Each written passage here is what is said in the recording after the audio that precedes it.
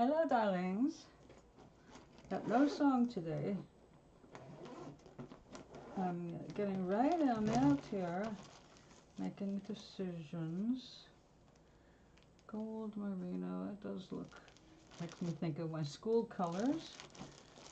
One of the schools I went to. This is very Halloween-y. If I do that, it is a standout. But you know what? We have this obnoxious yellow. That's obnoxious. It is obnoxious to me. I don't really particularly like this yellow, although of course it has its uses, and it's going to have its uses today. We're going to make a relief, I think. That's the idea. Let's see how successfully I'm able to carry this off. My first attempt at doing this.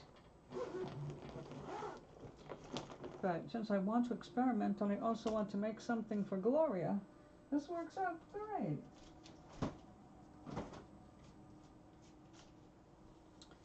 Now, okay.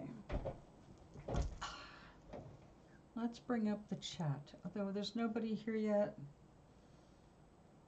and may not be, because you never know. Here we go. I am the only person here. I'm talking to myself.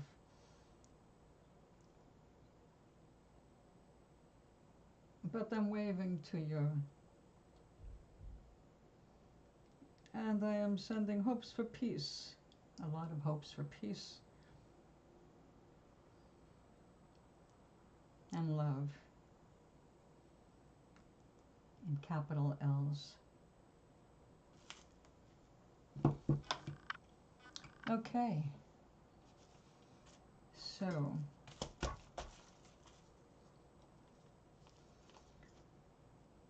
Gloria is our butterfly lady, and even though butterflies are not my forte, even after all of this time, I still suck at it. I won't give up because it's for Gloria. For those of you who don't know who Gloria is a friend of mine, used to live in this building, who was diagnosed with stage 4 bone cancer. And although she's doing remarkably well, and thank God is not in a bunch of pain, she is very tired. But at 99 years old, what would you expect? The problem is that she is now living in a nursing home that I cannot get to. So I mail her, it was paintings. Now I mail felt. She's finding it more amusing, and as her vision is worsening, she can feel it, and you know, that tactile ability is so important. I don't want to lose touch with our realities. Oh, even though it's inevitable that we let go of these bodies.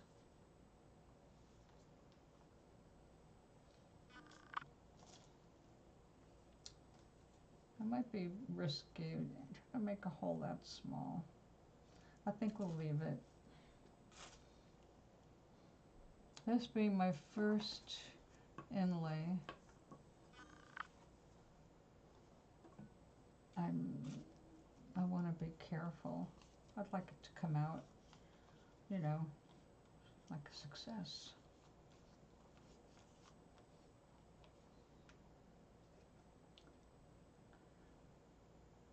Yeah, that'll work.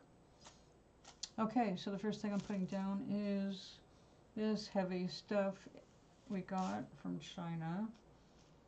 It's really filler, and that's basically how we're using it. I probably brought a lot more over here than I need. This is the general size I was hoping to stay with, but I can tell already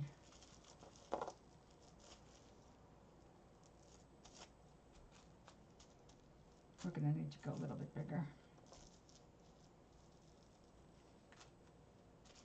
That's okay.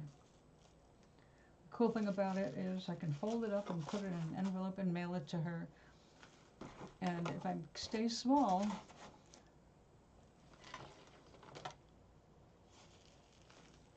then I will have, I won't have to increase the postage. Once I go into a larger envelope, I got some bubble wrap stuff to mail things out, but that raises the price. Now I love the way this particular wool makes its edges. I don't have to go that crazy. They knit so nicely and it looks so lacy, and I like the reminder that it's really individual fibers knitting themselves together that's making this cool product.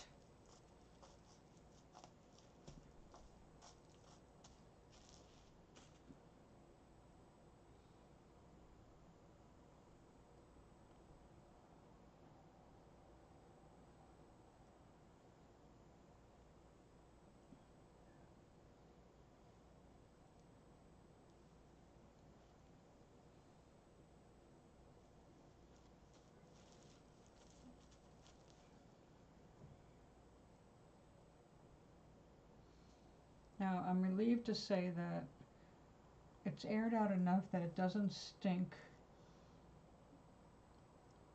while working with it dry, unless you get your nose really close. I mean, you can pick up the fragrance, but it's not nasty until it gets wet. That brings out the worst in it.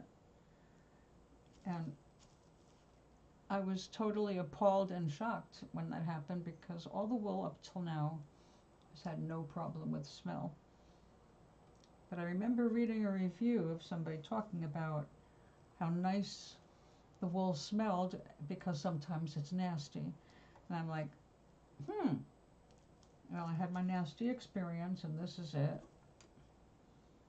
The wool itself, though, is beautiful and it is performing, you know, as, well, actually it's not performing the way I hoped, because I thought I was getting a different wool, but for what it is, it's performing beautifully. So I appreciate that. I still don't like getting what I did not order.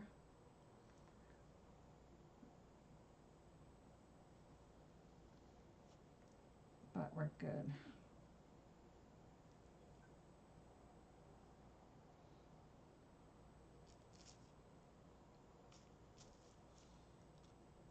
Okay. Now, the crisscross, we'll have some overlapping. That'll make some nice lace. Now, because this is a wool painting rather than a pocketbook or clutch or anything, it's not having anything flipped over on the back. This is just what you see is what we're going to get.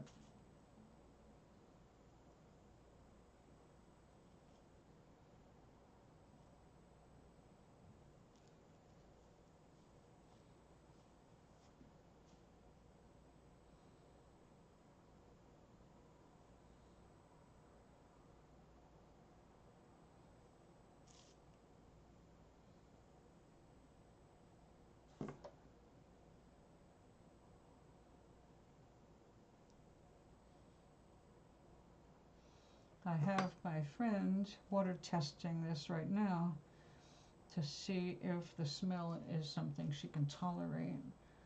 Because like me, she's sensitive to certain odors, and since it'll be 2 hours into the project before we can wash out the worst of it, she needs to let me know, or we're going to have to come up with an alternative wool for her.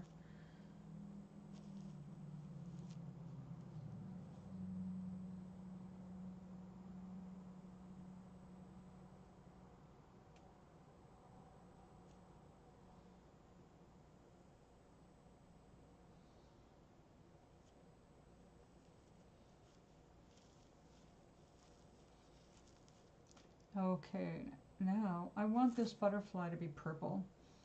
So I've got to lay the purple down, do this, and then cover it with the gold.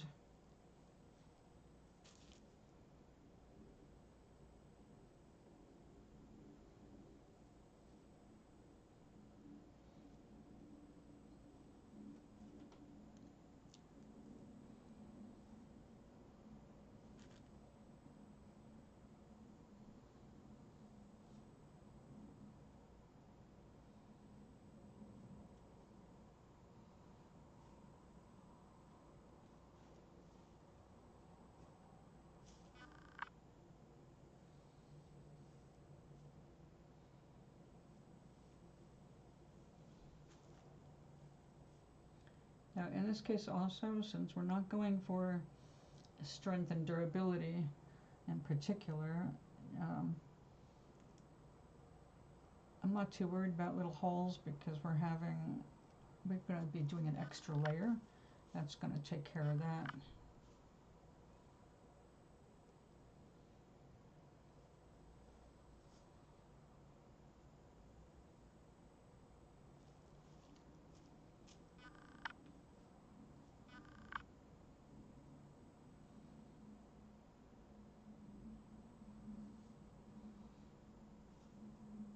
Now, I'm going to want this area to be really nice and densely purple because that's what's going to show when I cut away the gold that's going on top.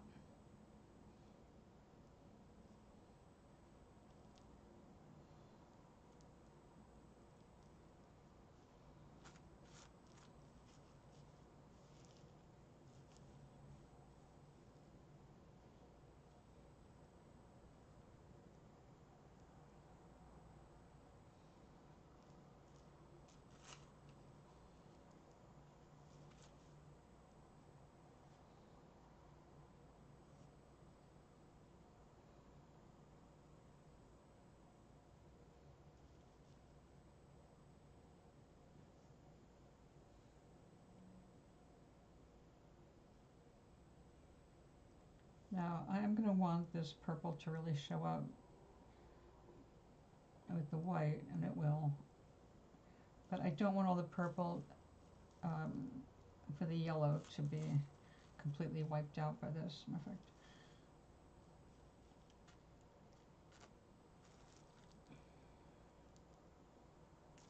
Now we can leave that. Okay, just thinking.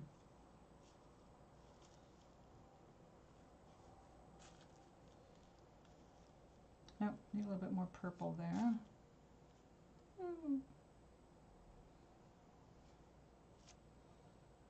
Now this wool, as white as it looks, is not really white. It's got more of a yellow to it. And that matters in picking your colors.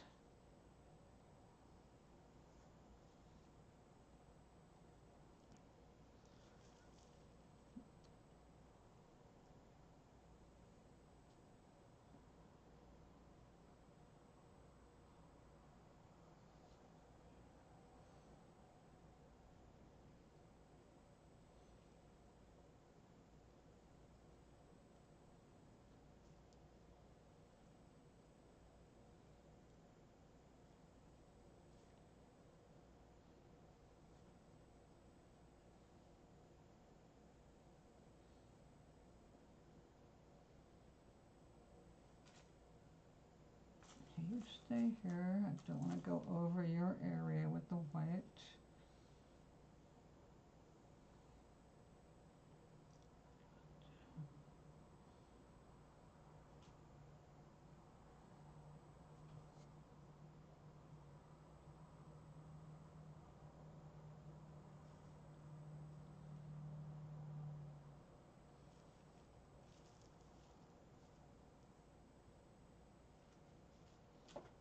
Get more.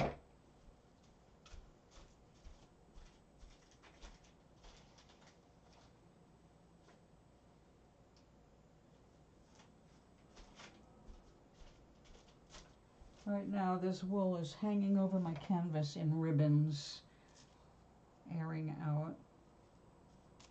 its disgusting scent.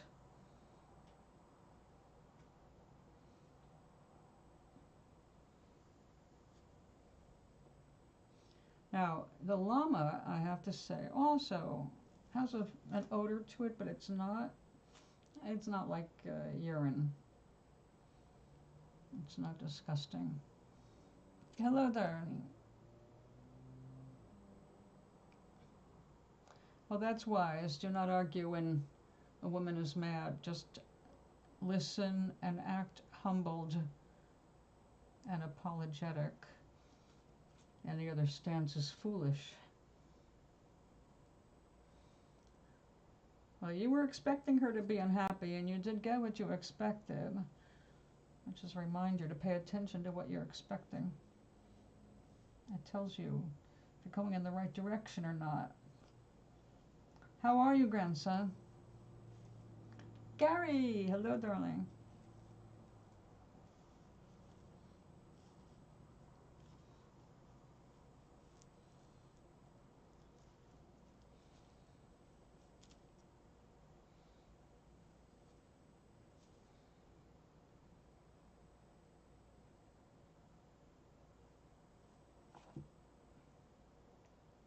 Oh, I had sound on my phone.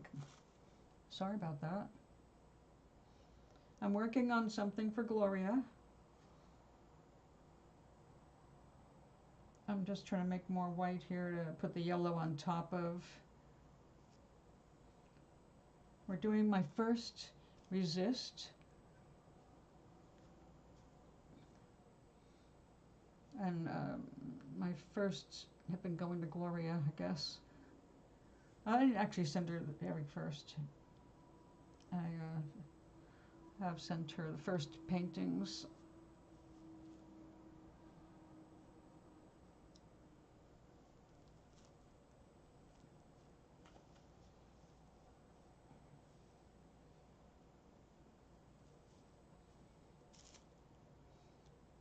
Sorry, I'm back. Oh. Never argue with an angry woman, especially if it's a mother. Act humble. Even embarrassed that you fucked up, no matter what you think. Because you knew she was not going to be happy. You predicted it, which meant you knew before you did it, so roll with it.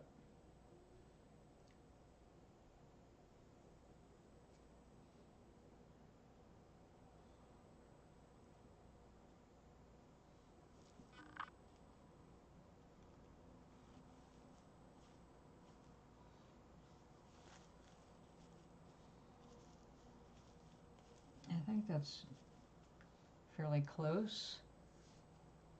Should I put some water down and make sure before I add the top? Oh no, that's good. That's good. Just you knew. You were concerned that she was going to be upset. So part of what you did, you knew. So that's what I'm saying. Don't argue. Accept it. You got what you wanted. Now let her get what she needs to be right.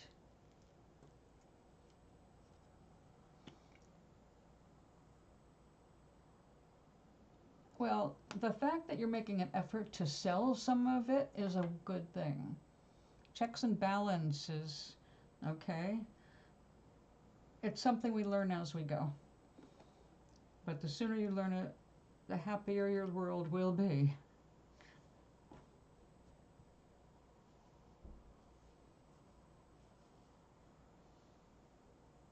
If anybody believes they're going to go through life without making mistakes, even serious ones, they're deluding themselves, and they're going to be completely unprepared for when they do fuck up big time. This is a small time, not necessarily a fuck up. So,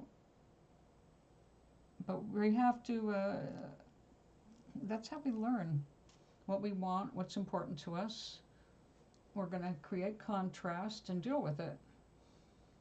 It's like we don't waste time bitching and moaning about it. It just is what it is. Move on. So you got to give her time to move on since she just discovered it.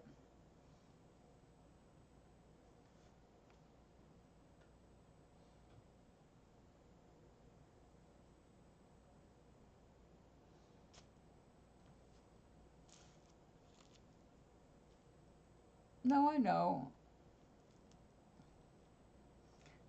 Don't worry, you'll be that just being you. We don't need to try. I never actually, when I was growing up, I was rebellious because I had a very clear idea of what was right and wrong. All right. And I wasn't always right either, but I definitely had the feeling I was because of how I was brought up. And I had to learn the hard way by embarrassing myself over the years here and there. So it's everything is just part of learning. The important thing is to be able to walk away from it without first of all, we always upset ourselves, all right? We cannot blame other people for our feelings. They don't do it to us. They may do something that we don't like and we react to it, but our feelings are ours, theirs are theirs. They're responsible for theirs, you're responsible for yours. As long as you're not making other people responsible for your things, you'll do great.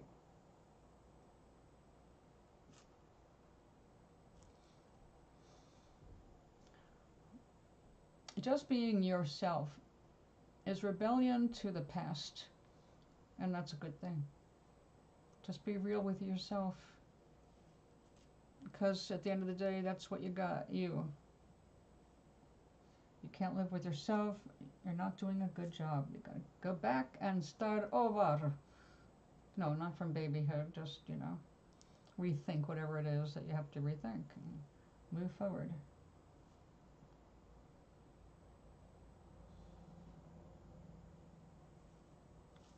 My most rebellious thing growing up was that I was going to be a scientist, and the idea of marriage and children, well, actually I liked the idea of marriage. I didn't realize that I liked the idea of sex, which was only okay at that time with marriage. What do you think inspired so many marriages? Social convention, not being able to condone just normal sexual behavior and forcing rules onto it. In any case, I wanted to be a scientist. I wanted to leave home. I wanted to study abroad. All of those things were not intentionally rebellious, but they were definitely seen that way by some of the members of my family. Especially when I said I didn't want children. I said I didn't want kids when I was 15 years old. I knew I didn't want kids. I had 3 younger sisters. I agree, Gary.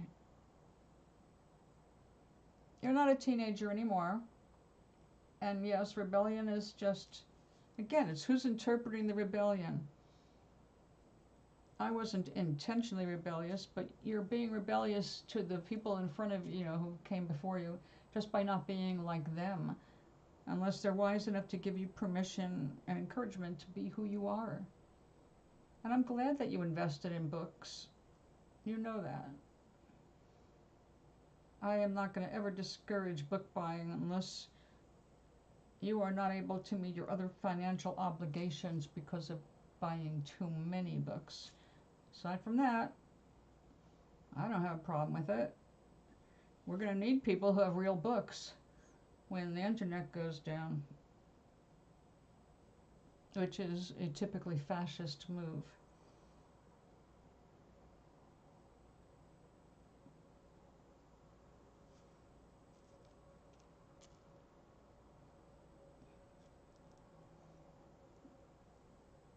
Exactly. In finding out who you are and what you want, you are naturally going to be rebellious.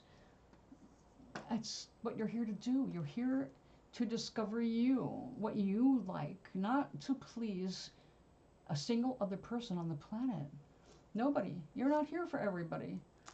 I had to get the Messiah thing out of my head when I was a kid because of the way I was brought up with religion. It's the whole Messiah thing is all about some one person saving you or saving the world. It's like, And when you feel love and wanting to help people, you start to feel like, I could be that Messiah, maybe, you know. And then you realize you're not here to help the world that way. You're helping the world all the time when you're just being yourself.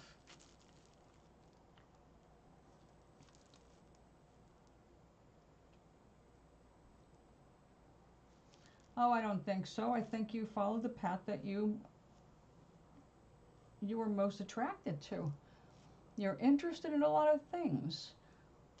You were gothic, you know. You like things of value. You like things that are really kind of cultured. So I think you're developing as a human being just beautifully. That is, you know, no judgment and also no comment on the fact that you're currently, you know, you're reliant on your parents to a good degree. And that's, you know, that has its own issues that I, of course, don't have to personally deal with. But you're learning how to navigate all of that.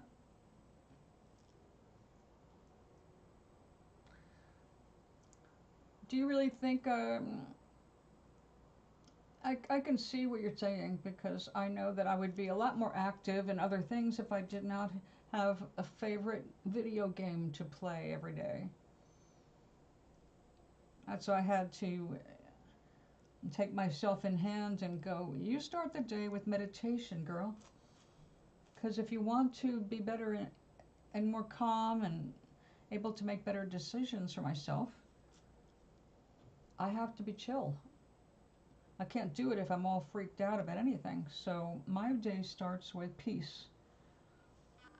And that's sacrosanct. I don't want headlines, I don't want bullshit. But that after I get my meditating mind out of the way, done, you know, I'm ready to move on with the day. And then I will go make my tea and play my games before I make breakfast. So I've weaned myself away from like doom scrolling, because boy, that was hard for a while, because our president is such a fucking moron. Every day is an adventure of stupidity and hubris.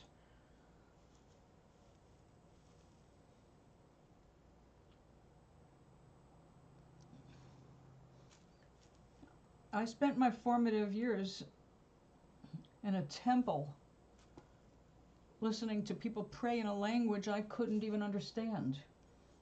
But I liked the vibe. And I don't see anything wrong with video games. They're good for training your hand-eye coordination, which is something you want to do when you're young.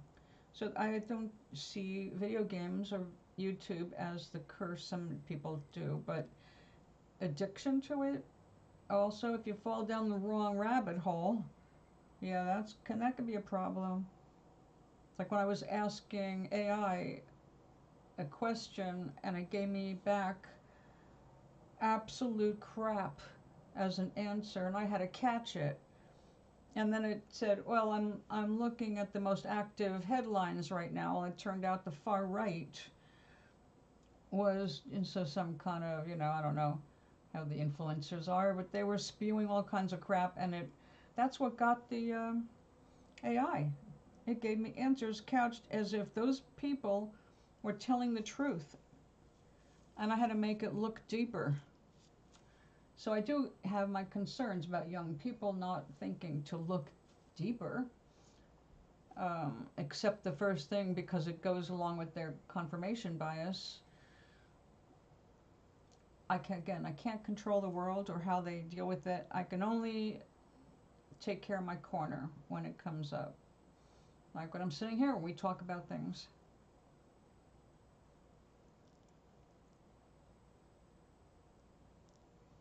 Well, there you go. See, Wikipedia, with all its flaws, I support it. I donated a small amount every year. I wish I could donate more because I do believe in global sharing of knowledge. They have a full-time job, though, just correcting people who screw it up on purpose.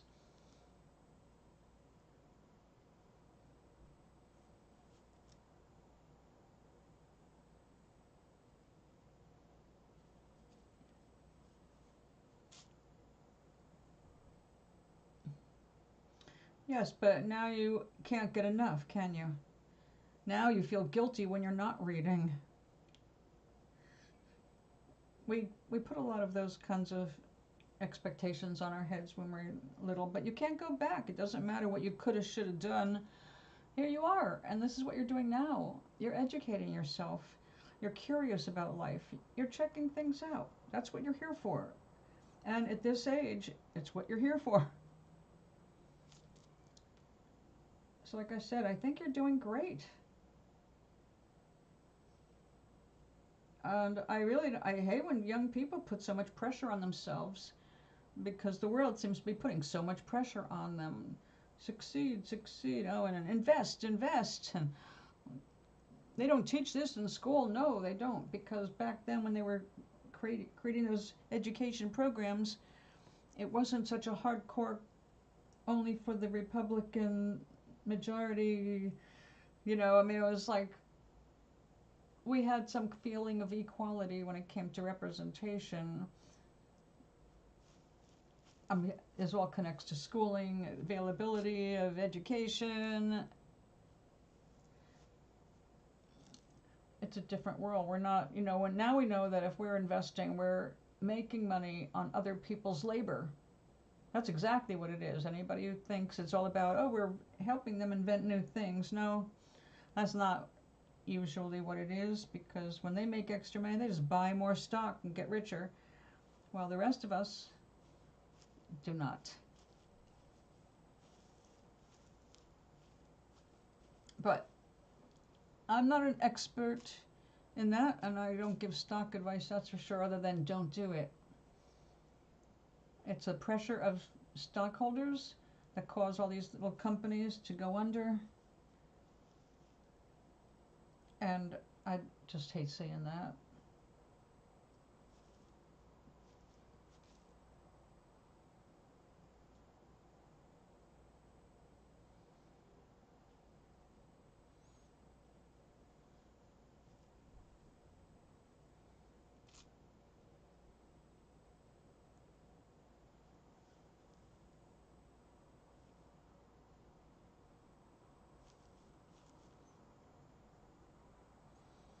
So when we look forward, I mean, that's like an endless possibility chain. Every time you make one tiny movement, one tiny choice, it changes the whole landscape in front of you, and immediately everything starts to coordinate itself to meet those new expectations, those new plans. That's why I tell you, do the energy work first before you set out and do something on the physical, because what you do physically should be inspired, and then it's going to succeed. If you're forcing it, it just doesn't come out the way you hope.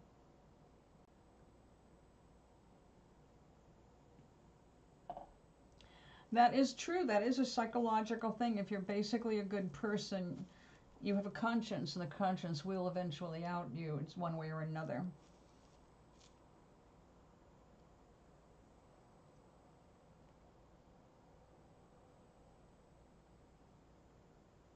It's easier to just confess and get it off your chest, right? Okay, now this is going to stink. A flower grows. Over here what I'm building is a butterfly. Let's get the right stuff. My netting. Come here, netting.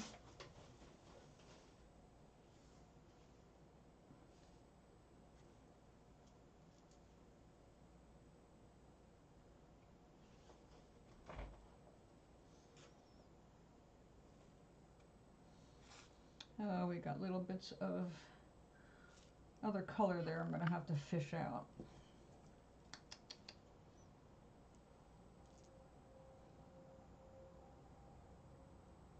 especially because they're dark, and I'm using yellow, of course. So what she found out was you left the cardboard box. Yeah, you were waiting to get yourself uncovered and bring it to a head so you didn't have to walk around with it in your mind. See, we undo ourselves. You're basically an honest and good kid. You can't get away from that.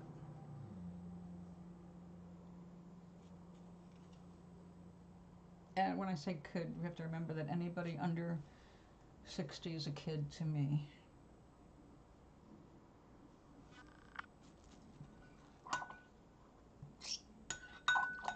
Yep. Well, I guess you were ready. You had enough time on your hands where may as well do this now. Hopefully you timed it when she was in a decent mood to start.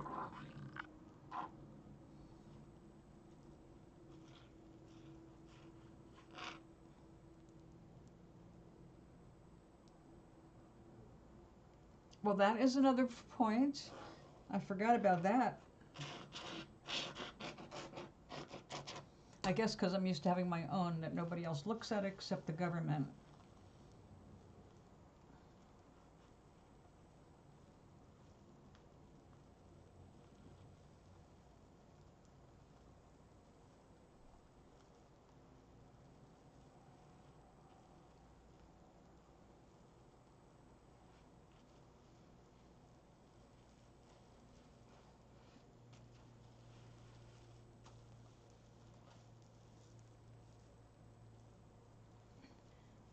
She wants him to follow a specific path in school, Gary, and he's not necessarily into it at the moment.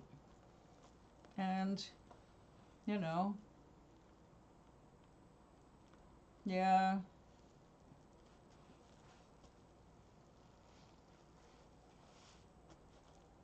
She definitely wants him to be smart. She's counting on him being smarter than anybody else in the family.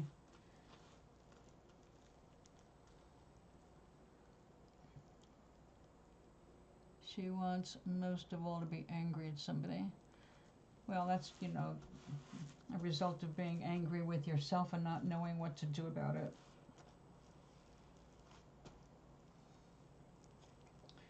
My youngest sister has that problem. But unlike your mother, she doesn't try hard to work at all. Her smoking breaks were more important to her than earning a living. And if there was an easy way out of it, like alimony, that was that.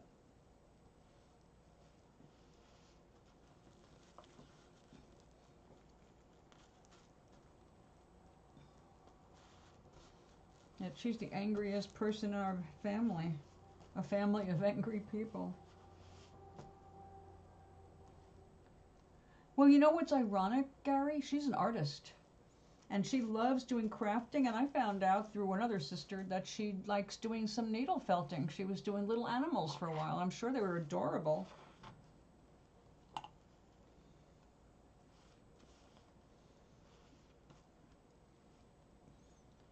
She gets hobbies, and then she walks away from them. She goes into school and drops out before she graduates, or she's at graduation, and all she's got to do is take the final exam, and then she doesn't.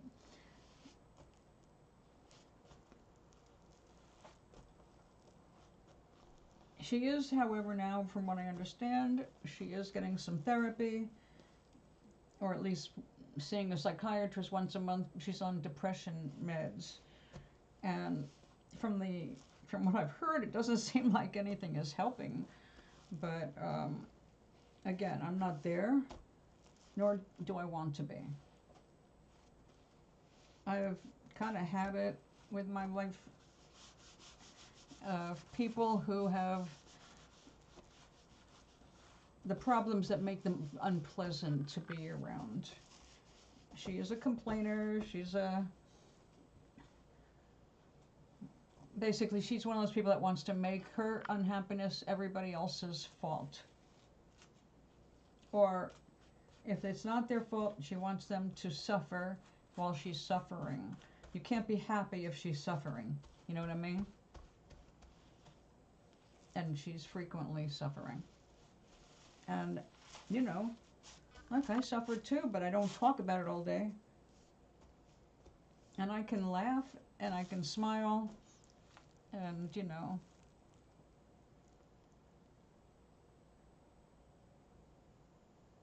I know, that's true, Gary. I mean, Charlie, it is very hard.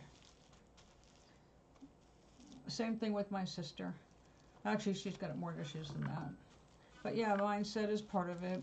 But honestly, until a person is able to see that they're the cause of their own unhappiness and that they're in charge of changing that and they're the only ones who can change that, nothing changes.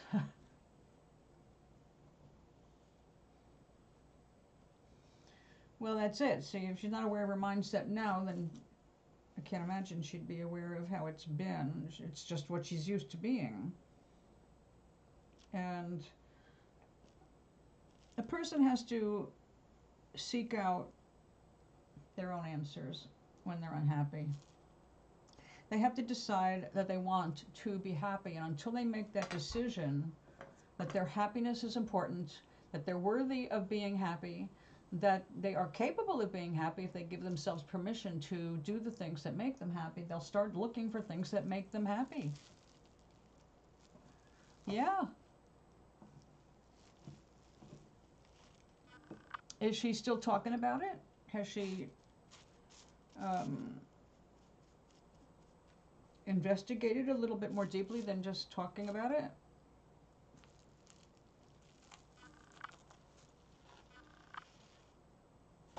Doing something where she can build up her self-confidence, like taking a class and succeeding at it, I think that can go a very long way in helping your mother change her mindset.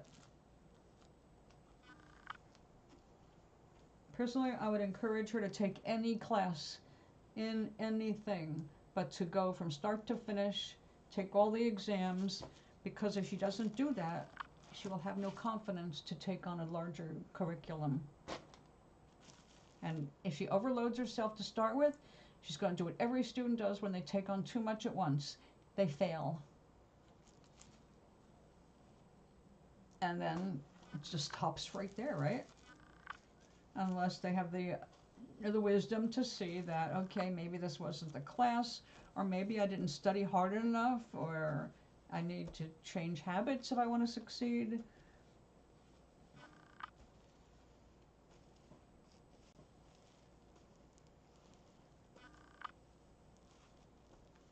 Yeah, she needs to just take one class. She'll have to drop out of most of them if she tries to take a whole curriculum while working.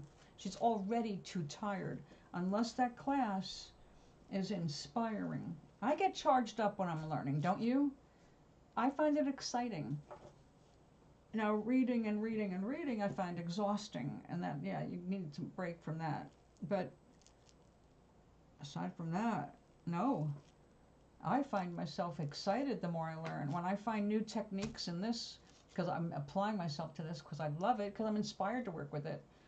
Your mom needs to be inspired, not feeling herself like she's not worthy enough until she gets a degree of something. I agreed, Gary.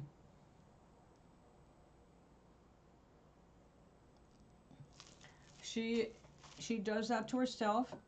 Again, these are things that people do, and we can't take the responsibility for them no matter how much we love them.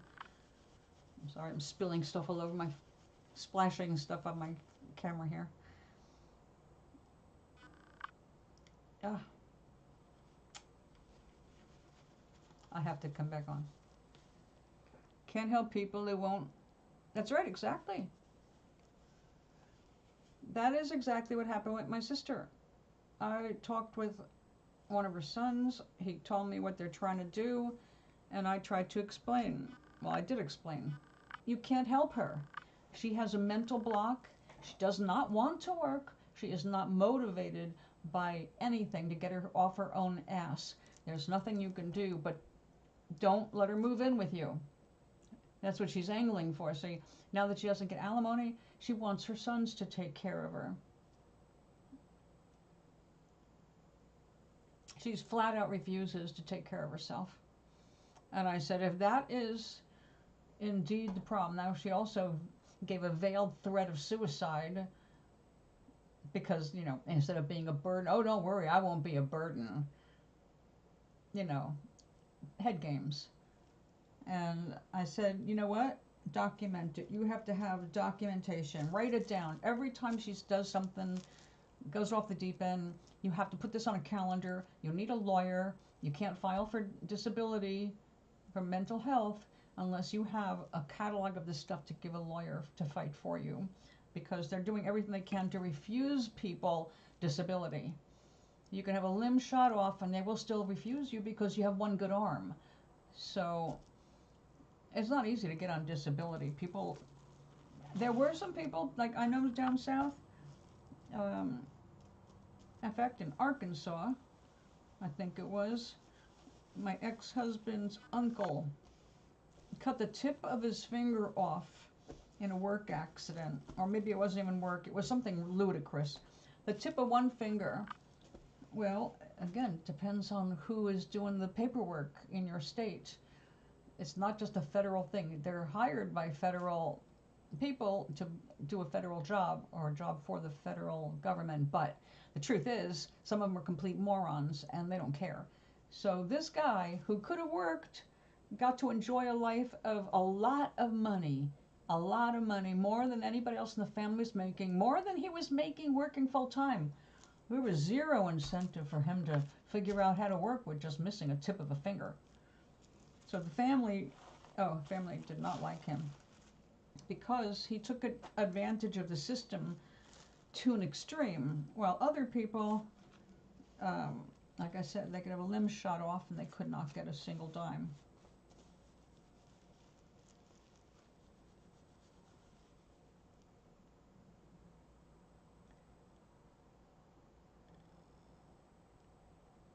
Yeah, that's hard.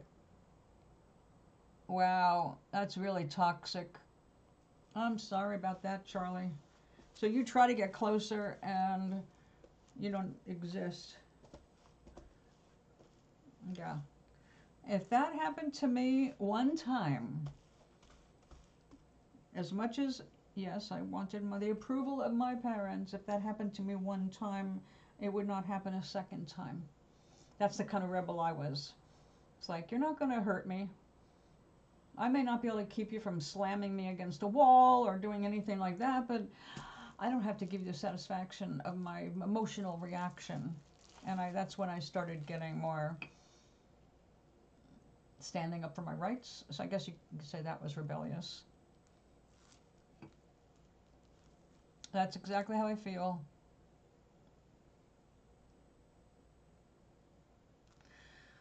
No. Why are you making an exception when a person is being unpleasant to you and disrespectful? You offer a loving thing as a son and you are basically ignored or rejected. That's not loving. That's not what a mother does if she loves her son.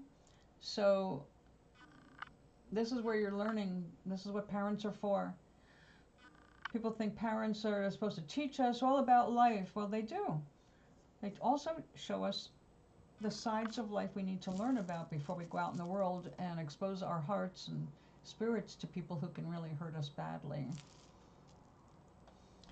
The kiss and hug can be there when she acts like someone you really want to hug. If you have the impulse to do it, then do it. I would never try to talk you out of something that you really want to do. But if you're doing it out of some kind of an exercise, you're not helping. You're not helping her. You're not helping yourself. It's not a good thing to keep getting rejected from love. That just creates an issue that's going to come up later when you're an adult and you have to have a relationship, a close relationship with a special someone. You don't want all of these toxic lessons still moving around in your brain, you know? I know you are, Gary. Listen, when I was a kid and my mother married a pedophile, of course that was a secret at the time, at the moment, even to me, but I didn't like him. I didn't like his vibe, I didn't like his laugh, I didn't like anything about him. But my mom seemed crazy about him, and he was the first man I think she felt, who was like so totally willing to marry her with 4 daughters, because nobody wanted to marry a divorcee with 4 daughters. And for years, you know, we made excuses for her. Poor defenseless mom needed someone to help her with the kids. You can understand that, especially in an era where divorce was looked upon like, oh, you must be a slut. Even though my mother was definitely not a slut. My father was the slut in this case. It was just not good for women to be divorced. So there's a stigma when you go through certain things like divorce, depending on your society. And in our society back there in the 50s, you didn't do that. So when she did, she was grateful to have the attention of a man who had a full-time job as a cop. He was 16 years older than her, so, you know, she trusted him like a daddy figure. Rescue me, rescue me. And, of course he rescued her. He freaking married a harem. All right. So when things came out, when I came forward with what was going on, my mother could not accept that she was wrong. All right. And then she turned her back on us. I mean, like, I was shut out completely. They moved away and acted like I had not been born. And my second sister was the eldest. Everybody believed that there was no, you know, that was the dad. She moved with the stepfather. So you have all levels of mothers, and they're not all loving, affectionate, caring, and responsible, no matter what their social face is. In society, my mom looked good. She got into real estate. She had her own business. She was doing a very good job, so she did well. She was able to afford her apartment and support the 3 kids. That was after she got rid of him.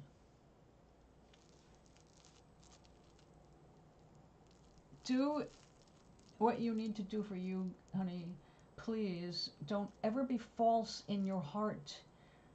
We don't have to love people just because they are taking care of us or bringing us into the world. We don't owe them that. We owe them being polite and respectful and following the rules. That's where it ends. Your heart cannot be sold. So I am going to say to you,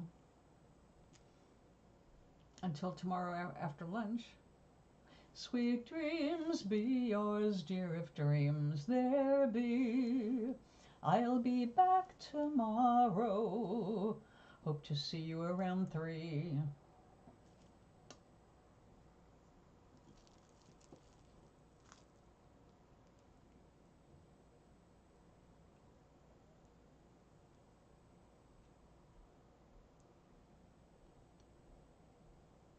Okay. I love you too, sweetie. You have a good night and rest easy. Everything works out all right in the end. It really does.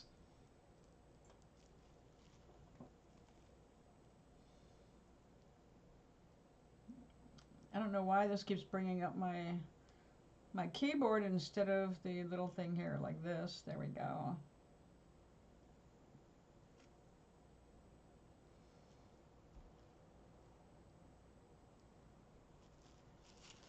We have so many wonderful people that find their way to my door, right?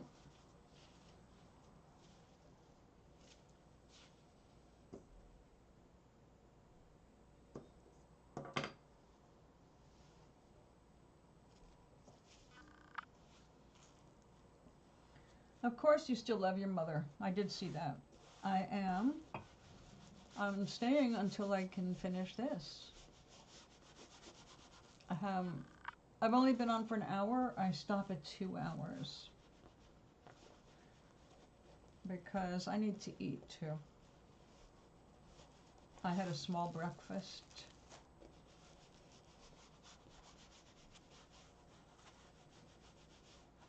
And no lunch, actually. No wonder I'm hungry.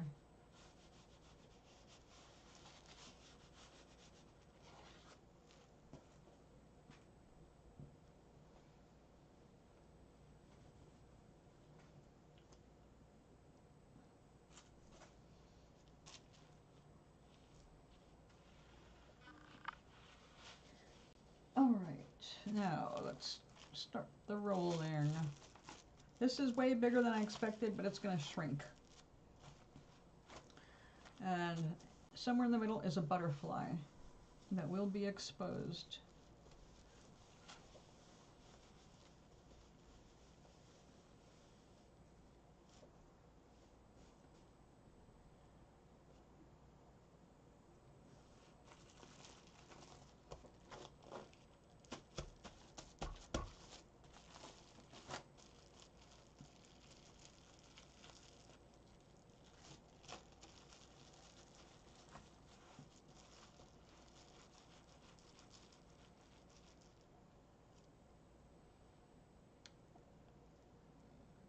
Oh yeah, Gary, double work. I'm so sorry. Go take a shower, grab some food. I'll be here working on Gloria's wool painting.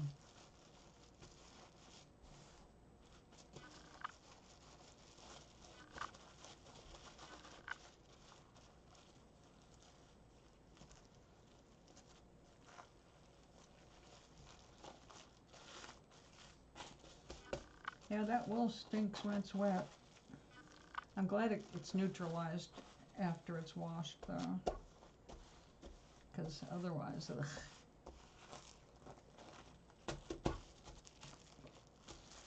Well, we'll do the best we can there.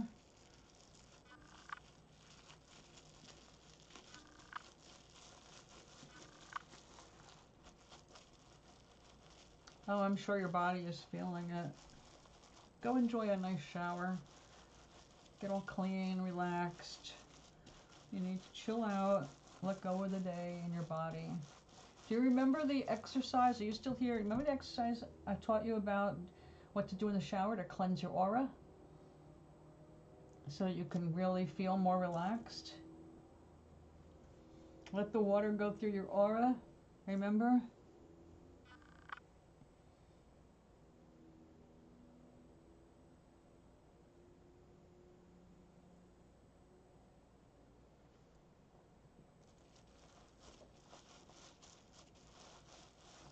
Remember your aura? You know what your aura is. You have one. Your spiritual body. All right, when you get in the shower, imagine, close your eyes for a minute while the water's running over you, and imagine your aura all around your body. And all the stuff that bothered you, let it show up in your aura where it is. And then as you spot them, let the water wash them down to get grounded in the earth down the drain.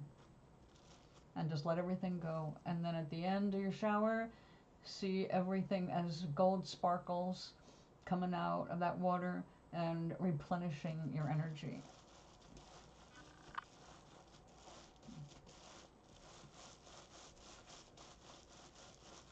That'll help with your pain too.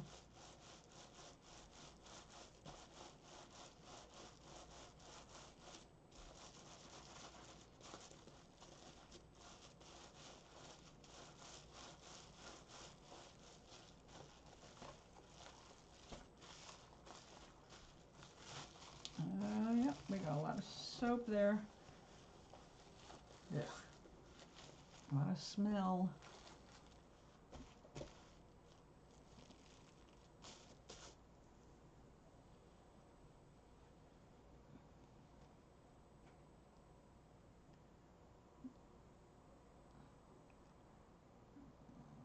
Letting a balloon fly away, that also feels good, yes. Yeah, we had some good visuals on Intuitube and Celestial Tea Room.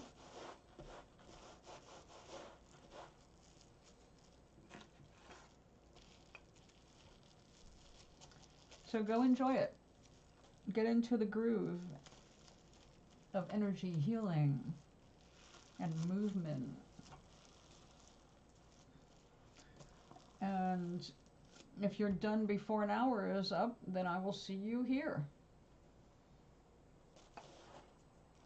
And you can tell me the details of what you're having for dinner, and I'll tell you what I'm making for mine. Or probably making for mine.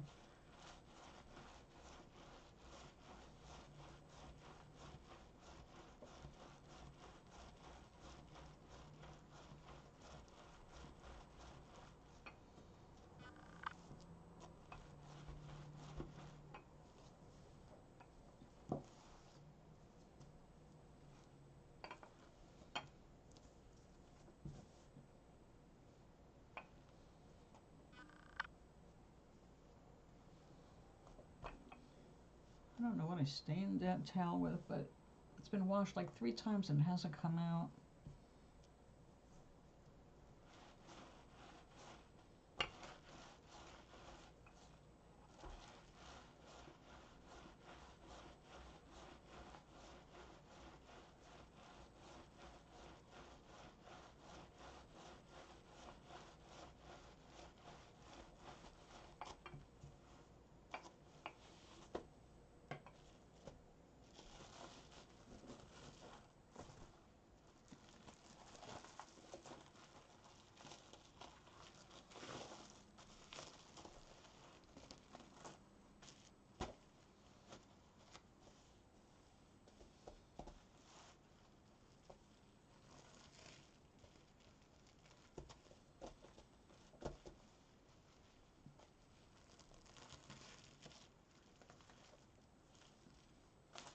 No, let's do it the other way.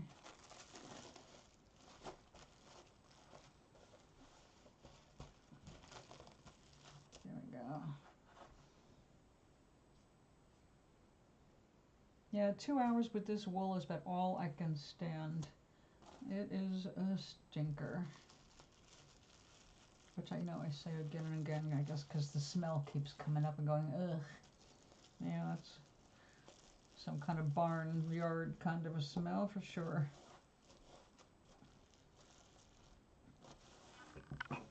Let's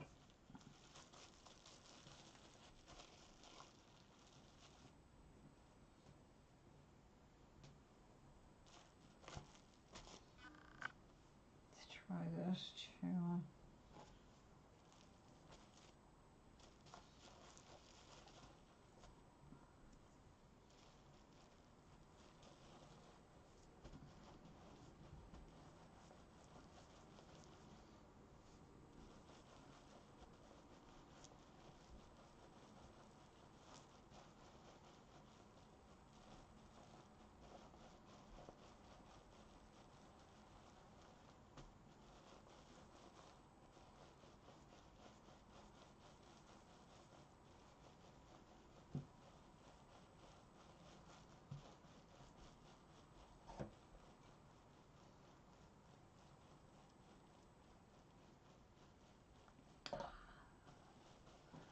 Nothing like hot tea on a rainy day.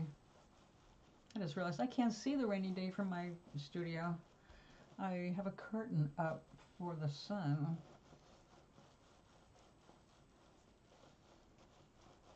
Let me see if they're still talking about it. A little. Let me just check the weather.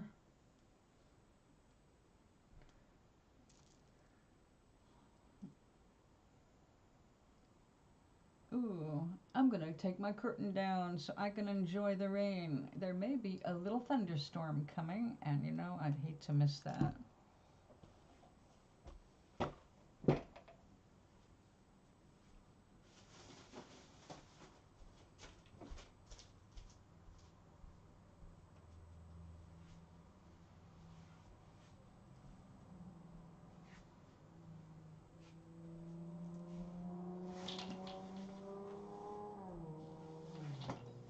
There we go. Oh, good, a dead bug.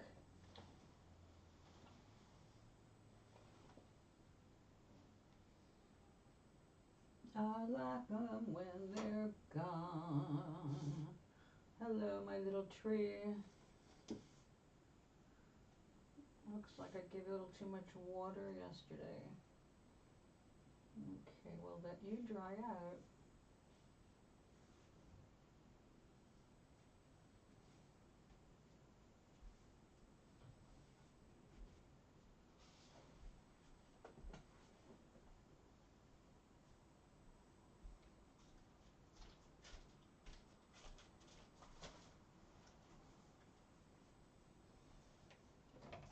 Let's see how this did. We added to the starch yesterday. Oh yeah, that's better. I wanted the bottom to be a little stiffer to hold that definition across the bottom here. And that came out very nicely. It doesn't have that cozy feeling though that my other pieces have, because, well, it's more like a lacquer on the surface.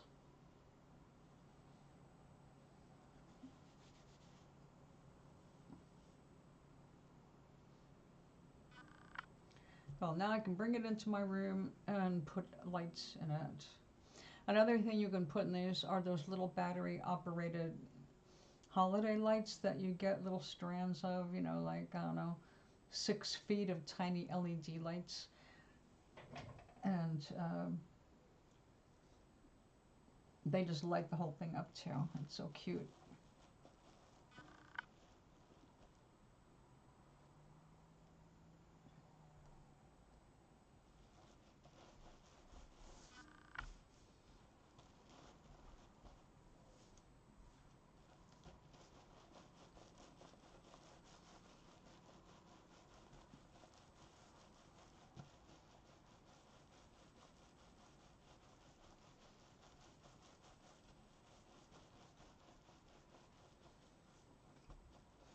Now, when you use a resist, you really have to make sure the felting is really complete.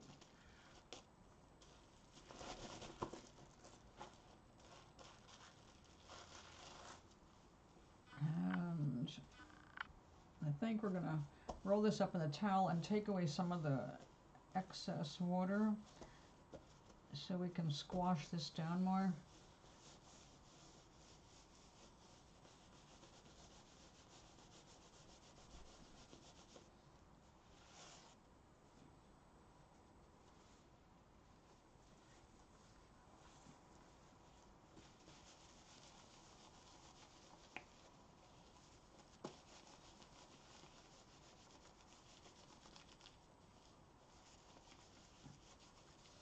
As predicted, the edges are really fun.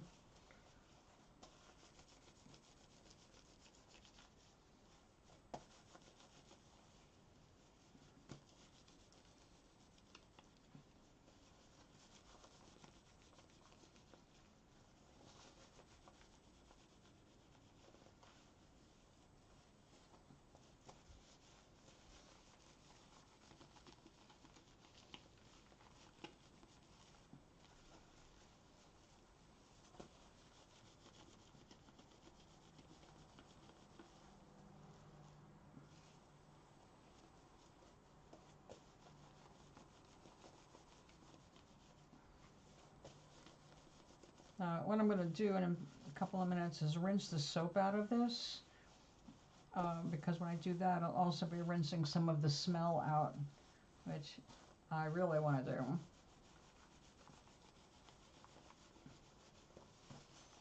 Now that butterfly is somewhere in the middle here. Still can't tell.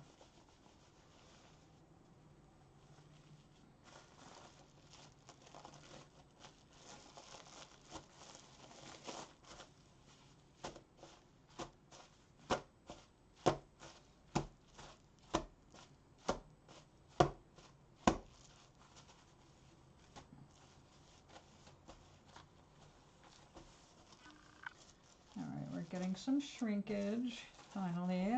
It's really visible. I made a lump here, which is going to be weird.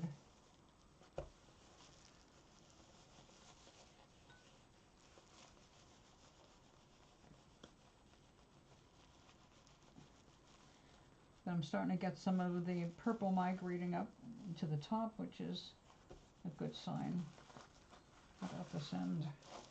Yep, starting to see the purple more.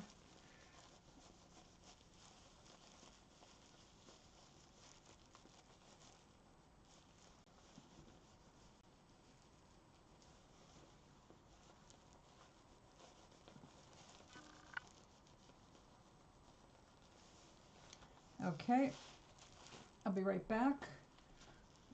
We're going to go wash this out.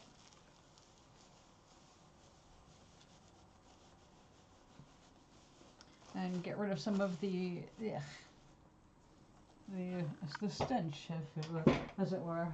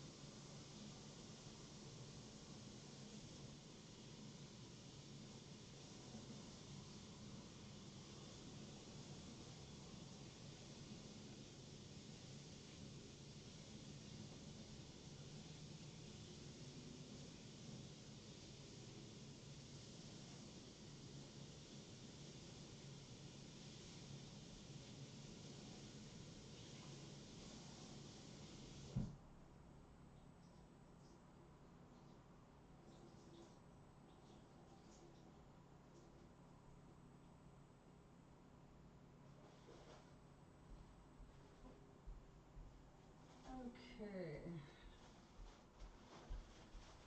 Let's get a cleaner piece of this.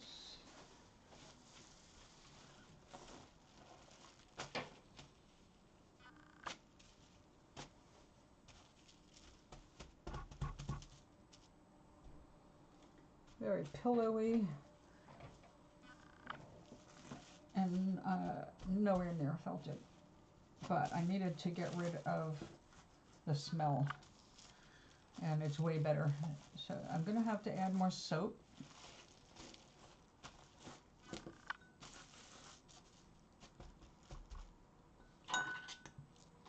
So we can continue felting that. But it does not need as much as there was before. It's felting, it's soaping up just fine. And you don't actually need the soap. It does go smoothly, or more smoothly with it, but really just water and steam or pressure, patience, you get it to felt.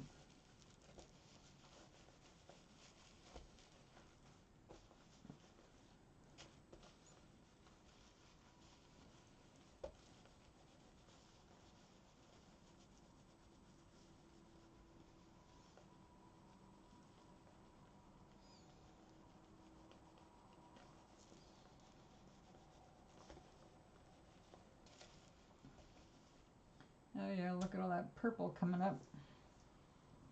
I did not think of that. I put so much yellow down. Really wasn't expecting that, but it'll be good contrast. So we're just going to let it do its thing. I did put white in the circle around it to reduce the purple from being that outstanding. Okay.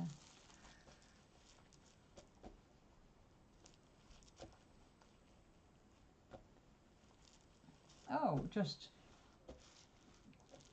it's not so much a wording, it's your mind, you know, that you see in your mind's eye the water pulling out the crud, however it represents itself.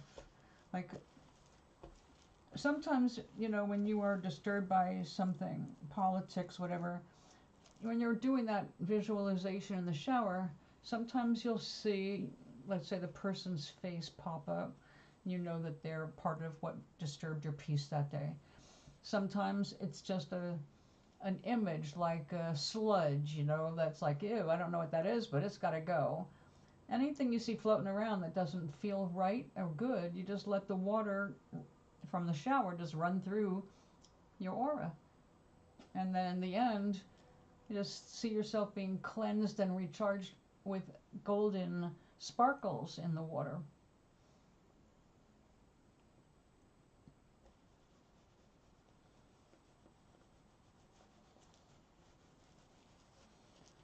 If you do that every night, you'll find that you'll sleep way better too.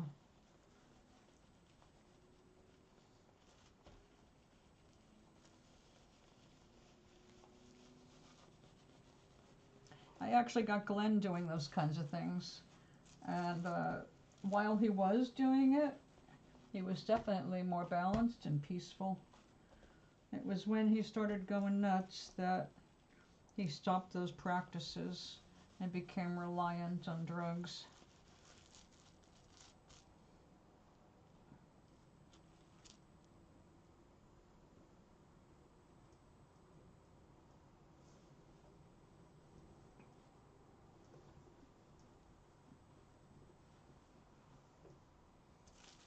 I don't mean addicted, I mean he couldn't achieve those meditation kinds of states. He couldn't reach peaceful moments without using a drug. He was not actually addicted to anything. He was just smoking weed and doing mushrooms. If he did anything else, then he certainly did a good job of lying to me about it. But that's what started the end of the marriage, discovering that he lied to me a lot before we got married, and no, he was not the person I thought he was when I married him.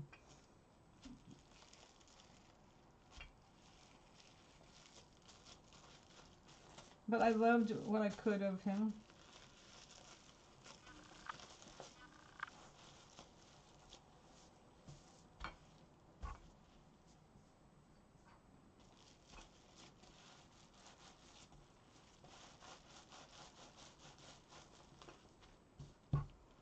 Well, you remember when he started the microwave slamming stuff, you know, doing everything he could to disrupt our meditations until I had to give up 2 out of 3 shows.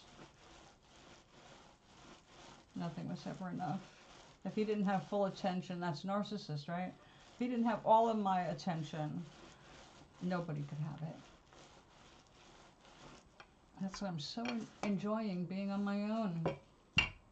I don't have to even think about things like that anymore, except in the context of recalling what was unhealthy and unwanted. But that doesn't do me any good either. I'm certainly not looking for that. I'm not looking for anything. But to be creative and exuberant about creating.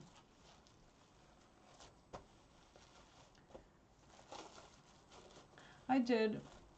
By the time it was over, I knew there wasn't anything else I could do.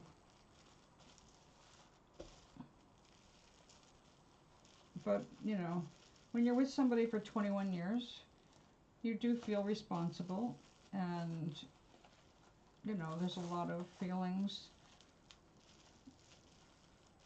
and you have to go through it, you know. Even when you know it's a good thing that's over, you still have to go through the changes, getting used to being without that person. But both of us have done it and are way better for it. Exactly. He cheated at the end, and he wasn't a drunk, but he had his own serious issues that made life hell.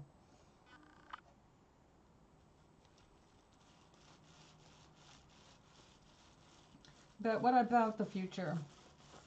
I just like being around people. I do enjoy having a cup of coffee with a nice person, and I think doing that now and then is all I need. I'm not interested in anything more than that.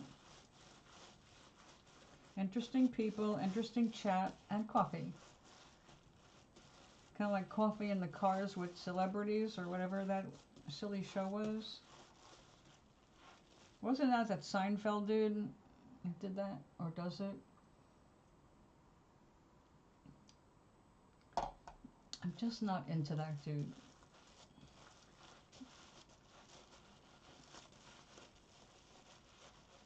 But I like the idea. Hanging out with somebody, driving around is relaxing. People tend to talk more, you know, when they don't have a lot of pressure right on them like that. Sit here and have a camera on you while we have coffee. It's like, well, the camera's going, but we're driving around having our coffee, so, you know, it's more entertaining.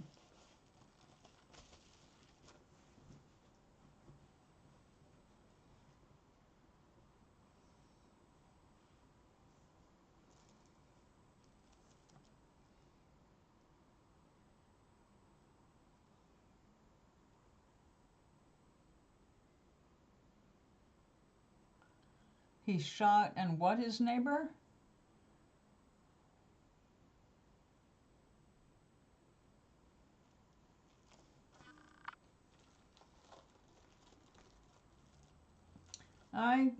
You always are. Women are always better off without those people.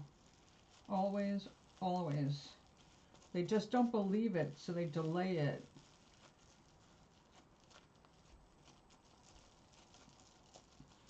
And I was like everybody else, you know, when you love somebody and then they start changing, you go, what the hell is going on? You don't just get up and go. I mean, you've been committed to them, you love them, you figure for better or worse, we'll work our way through this, we'll find the end of the tunnel somewhere, don't give up. And then I finally get to a point where, I might as well give up, because it ain't going to change no matter what I say or do.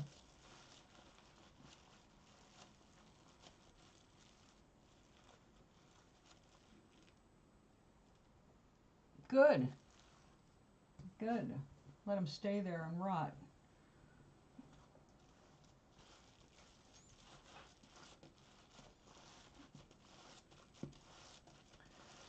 Well, I know that Glenn ended up with a sister, but I don't know any more than that, you know, or how he's doing or anything.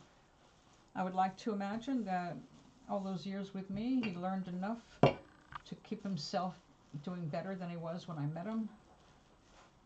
He actually thanked me during the divorce. I made him more independent. I didn't, though, really. I mean, I did make him learn how to cook some basic things, like breakfast sandwiches. He did his own burritos. But aside from that, I took care of that man like he was a child. I mean, I did all his laundry, cooking, cleaning.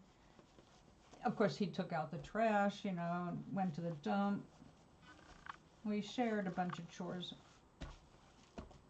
But that was while we were on the farm.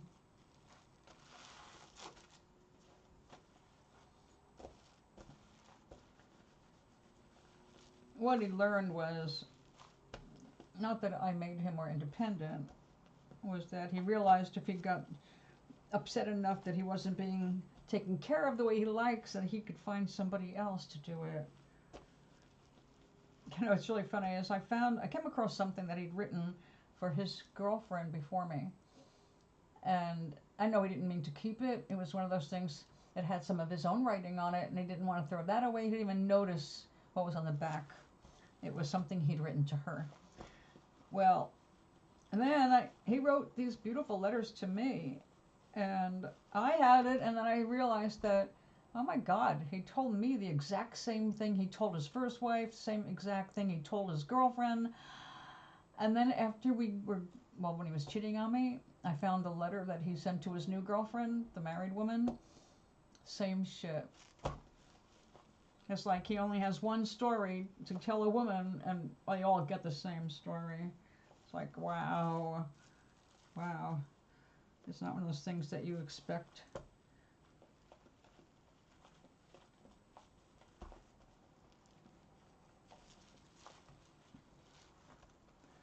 Oh, yeah. They expect that. And if you do anything less, they torture you. They abuse you.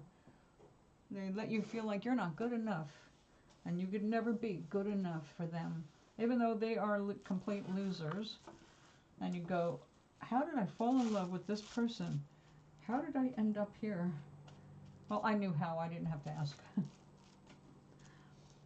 I actually made a wish list, and he was everything on my list. I'm very good at visualization.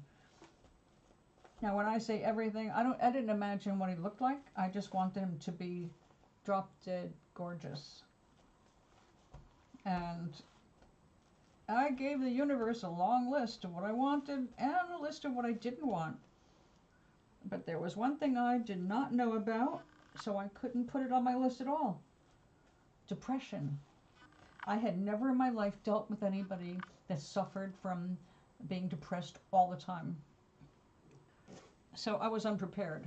I had no clue. I was born with the optimism gene, I guess, even though you wouldn't know that when I was a kid. I always find the silver lining. And I was married to someone who only saw the darkness, which is amazing I ended up with him when you think about that. But like I said, when they decide they want you, they're like chameleons, you know? They make themselves attractive. They figure you out, what you need, what you want, what you find attractive, and then they try and be that until they're done with you because you didn't give them enough. And then you see their true colors. But until then, you know.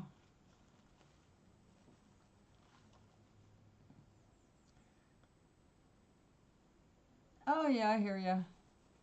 Oh, I don't do what I used to. Look, when I was married, I did 8 loads of laundry a week. 8 loads a week. I ironed his pants and shirts. I also shopped for a lot of his stuff. He hated it when he had to actually go and try something on, because once I got his size, it was like, just pick me up, whatever, you know. Although he was picky, but he would act like he wasn't, unless you bought the wrong thing, you know. And then you found out he was pickier than he lets on, which is fine with me. I mean, I'd like people to have preferences, so I know what I'm helping with.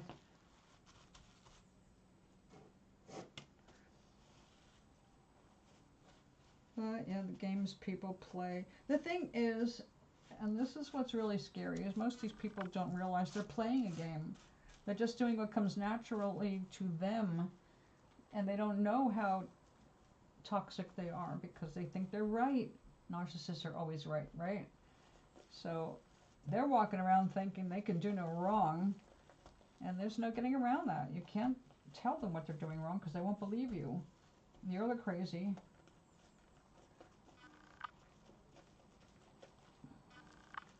So I've learned to recognize them faster.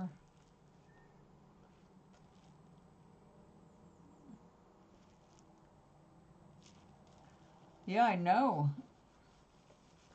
It was a lot of laundry. But we had dogs and cats, and I vacuumed every single day because I didn't want, well, I was putting food up. I was growing food. I was always busy in the kitchen. I didn't want animal food, animal hair, or dirt from the yard in my food. So yeah, I kept a clean place. But I made him in charge of the garden, the indoor garden. It's like, I don't really want to do this on this scale, but if we're going to have one, you're taking care of it, because I'm taking care of all the damn outdoors. And another long list of what I'm doing. So no, you want the garden, you're taking care of it.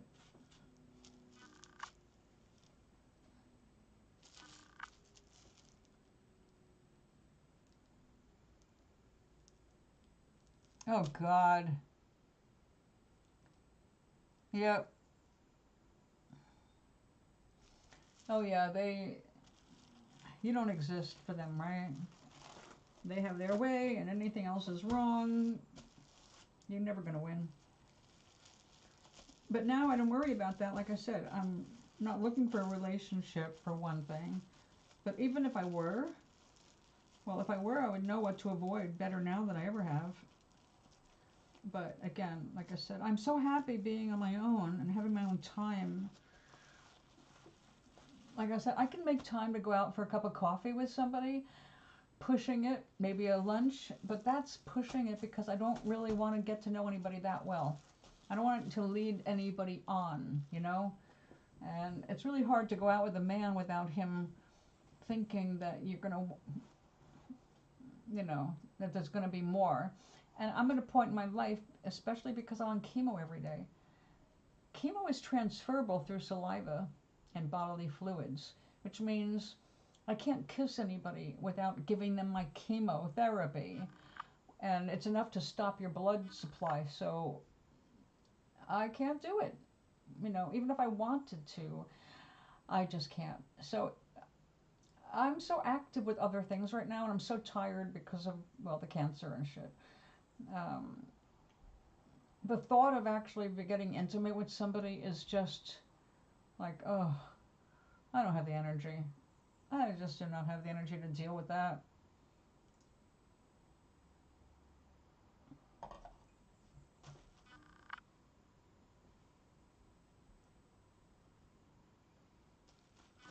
You're perfectly capable of dressing yourself, of course.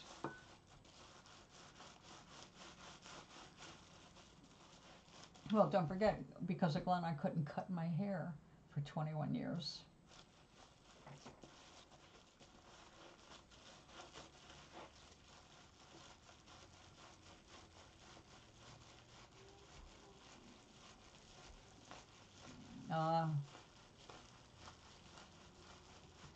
Like, I think it's wonderful to make friends and make acquaintances, and you have people you can visit with, and just as a human being. But like I said, as soon as you're talking to someone who has the potential of being a sexual partner at any age, it gets complicated really fast. Because if you go out a few times, if you like each other enough to go out a few times, then feelings can start to emerge, and you have to know how to handle them. So I don't want to go out with any guy that's going to think I'm going to be sleeping with him, because it ain't going to happen. And I don't want anybody getting disappointed or worse.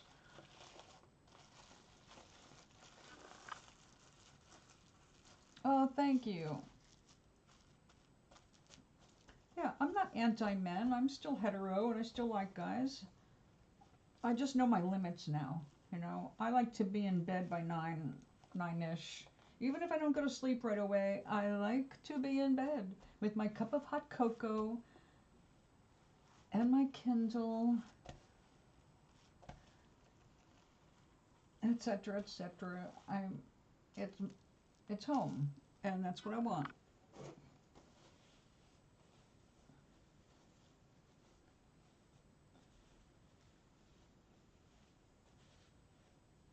Yeah, that's a long drive. That's where you'd have to spend the weekend, because it's not worth going 8 hours, 10 hours away for one day.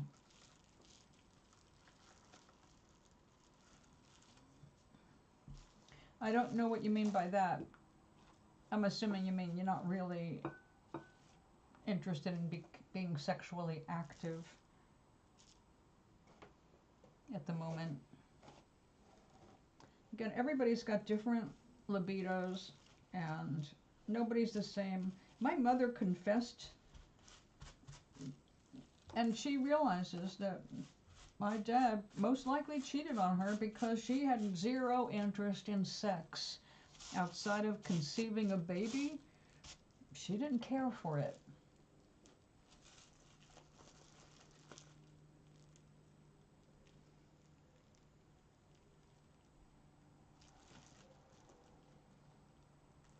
Oh, good. What are you having for dinner? Tell me. I'm trying to decide on what I want to do. I'm either having tilapia or salmon, and depending on which fish I decide on is going to dictate what else goes with it. If I go with the tilapia, or maybe it's still Dover sole, it's a fillet, then I'll either make a fish soup with a bunch of greens and my fish, or I could make some rice and a salmon fillet. Your bulimo is low right now.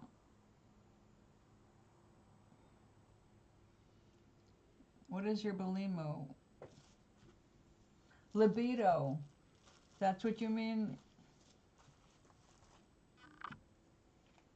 Your sex drive?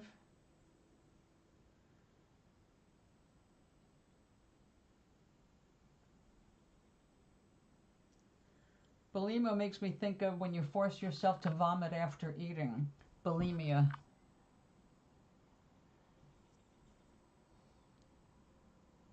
Oh yeah, oh good. I do love fish and it is good. You should have it once a week. But I've got plenty to make a fish soup. And I like that because I use the ramen noodles. And so I get my pasta, or I can do spaghetti.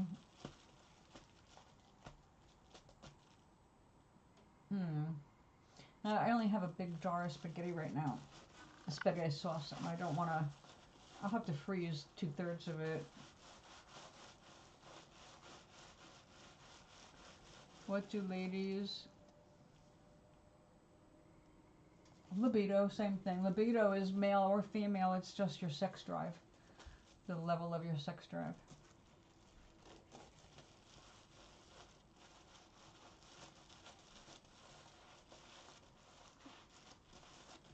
I'm just not the average lady anymore. I mean, when I was younger, I was the normal, horny kind of a young person.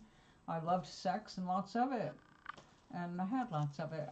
But at this point, like I said, there's extenuating circumstances. And for me to please myself in that old-fashioned way would also be to endanger somebody else. Why would I do that?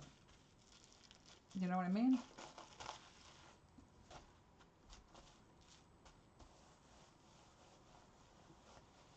This is starting to really thicken up now.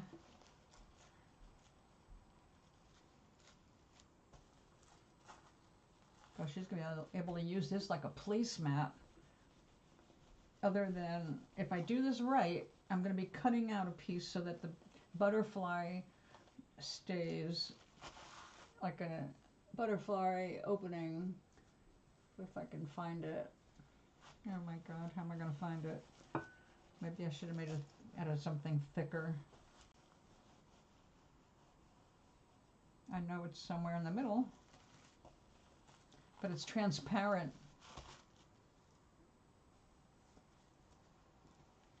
Well, I guess when it's felted enough, it should start coming up off the plastic because it can't stick.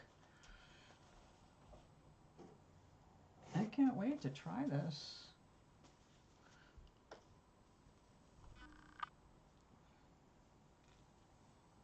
I'm so lucky to be near and excellent. Oh, wonderful, yeah. I don't do the wontons anymore. I do the sections of the fake fish. You know, it looks like, well, maybe it's not fake. It's a white fish, a large white fish. Usually they've got some cheese melted in there. It's just really good. What else? I like, actually, when I go there, I'm all for the pepper chicken. I love their pepper chicken and their string beans, because the string beans are always so fresh and green and still have some life to them.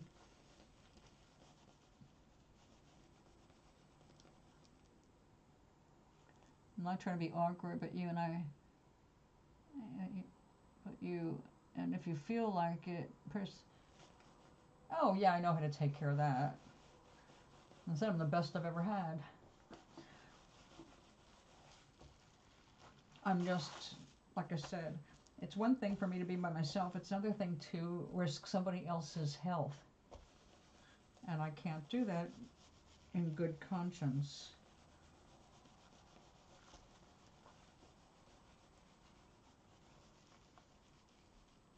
But it's like they said, I don't have the libido I had when I was younger. So certainly not as often as I was when I was young. But yeah, we have to be responsible for our own self-care. Remember Dr. Ruth? I loved her. she had her own line of personal stimulators. And there was one I was interested in, but it was like so expensive. Scientifically designed, not by China, but by doctors. It's like, this would be great, but I can't afford that.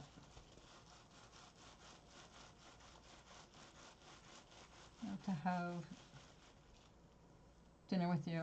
Well, see, I would enjoy that too, if we weren't thousands of miles apart. And really, I wish well, actually, I know somebody who I think he's in the closet. And he's never married. He was a musician back when I was a musician, but he's a couple years older than me. And he's a very nice person, hard worker, takes care of his father. And I can appreciate the stuff he's into. But one day, and I think he was just trying to test me, because he showed me something that he didn't dare show anybody else. It was supposedly a picture of his girlfriend. And as soon as I looked at it, I went, this is him in drag. Or somebody close to the way he looks in drag. This is definitely somebody in drag. And I kept looking, and like, I said, is this? He said he introduced it as his girlfriend. And I said, oh. I said, yeah, what do you think of her smile? She just got new teeth. And of course I was like, that's awesome. And it turned out later, like a year later, he admitted that that picture was a drag queen friend of his. And she's actually kind of famous.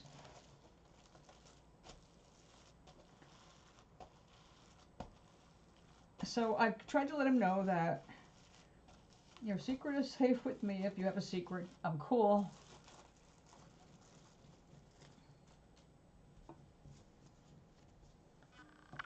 Yeah. Now this is a big dude. I mean, he bent down to give me a hug.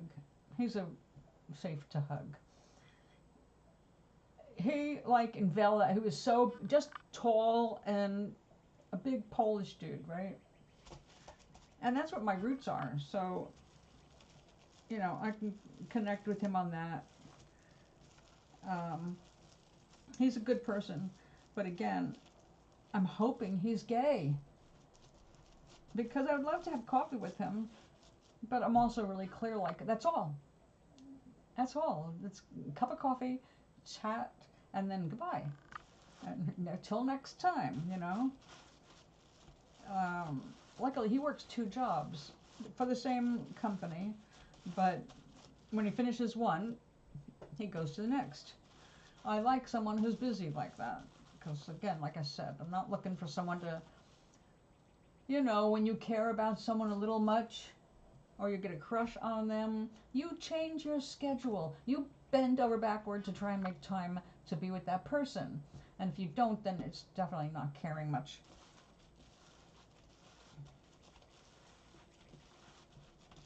Yeah, I forget her name, but she's definitely kind of famous, and she's on this coast. So I hope she stays safe. But like I said, it'd be awesome if he turns out to be gay, like I suspect. Because then we could just be real people with each other, and there was none of that underlying tension of when's somebody going to fall or make a pass. It's like, ugh, that's so tiring.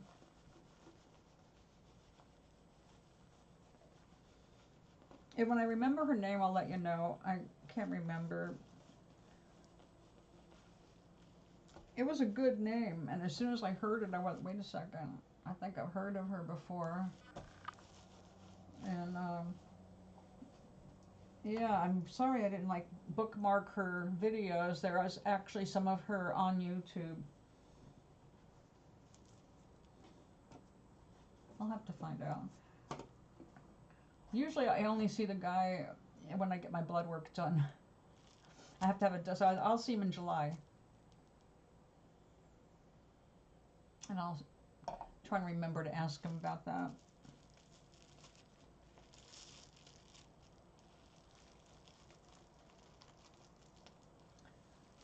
Yeah, I don't believe if you have to change your schedule just to be with somebody.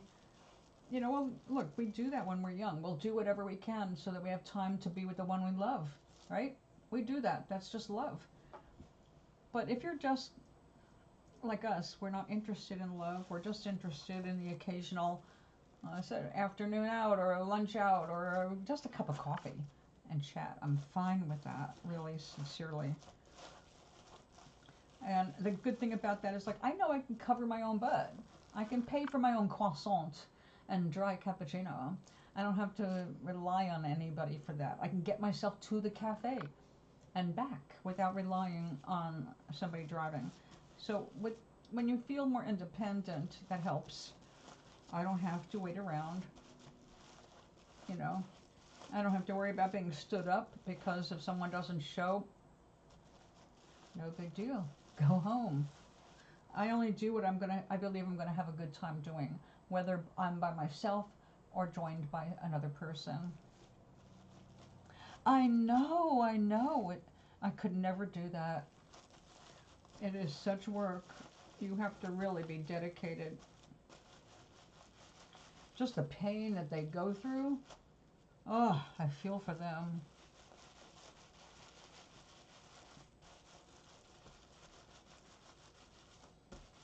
I have lots of gay people in my family, but none of them are drag queens or kings.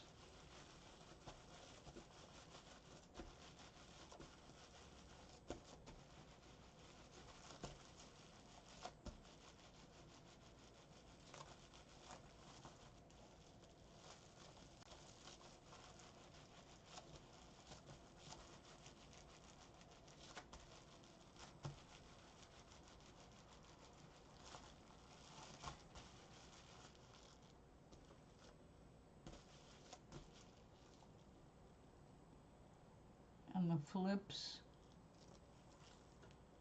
Oh, I know, they're so athletic and painful. Imagine being typed down and then doing a flip. Oh, it sounds extremely painful.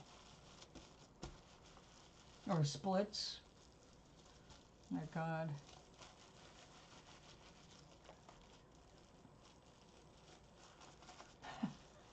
Not all of us are going to make good drag queens.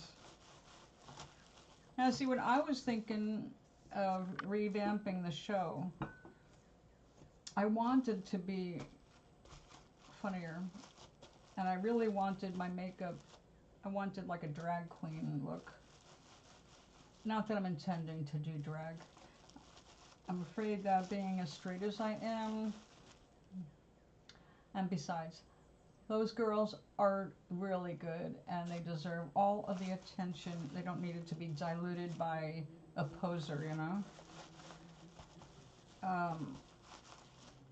I wanted some extreme makeup, extreme makeover. And I actually did learn a few tricks by watching them do their makeup.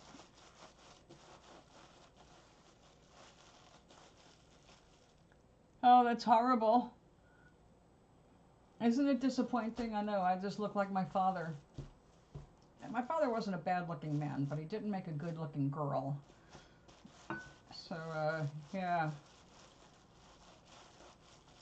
We can't all be RuPaul, darling.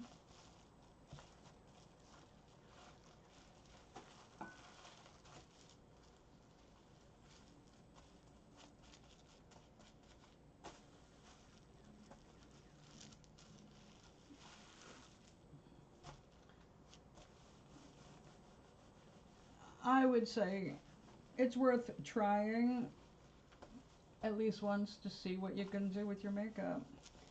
But when I was watching some of the videos from Trixie and is it what's her name? Kat? I forget. When they were showing how you you know, the work you've got to do to create your own look and your own character, you know, your persona. That is some serious work. Now, you know who I love, and she is so talented, Jinx. Jinx Monsoon. She really is a queen of queens. And Ben de la Creme. I love their holiday specials. Kataya, that's it.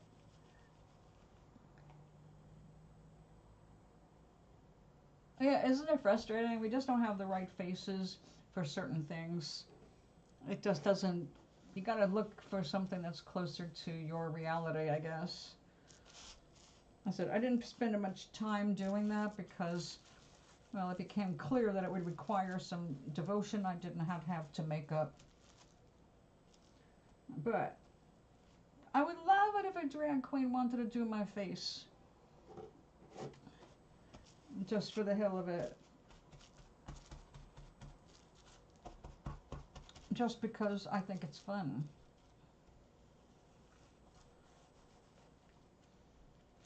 It would never be my calling.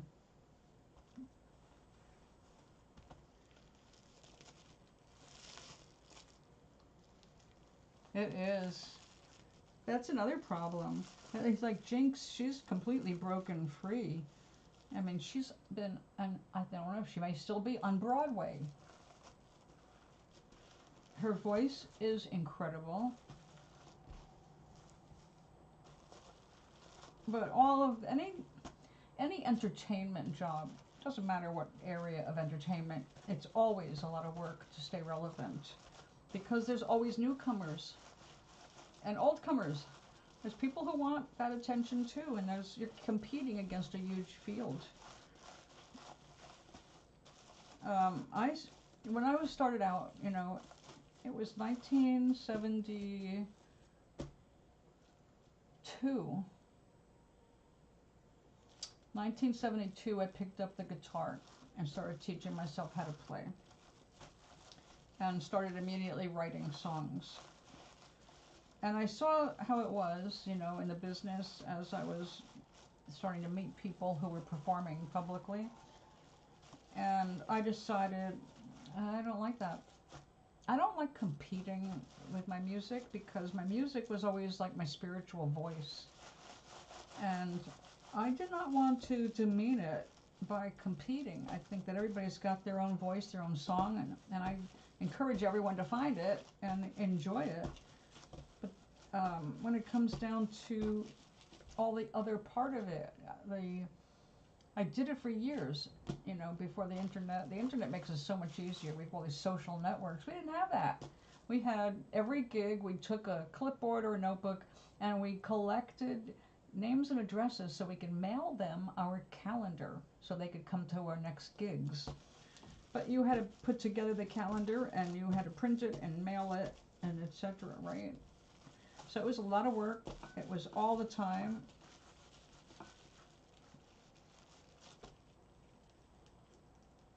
Okay. What's the song?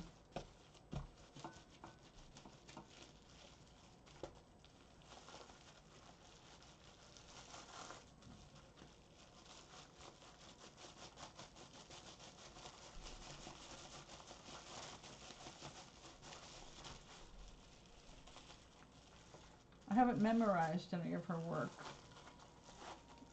But I do like Know It All. That's the first one that comes to mind. I've never heard her do anything I didn't like.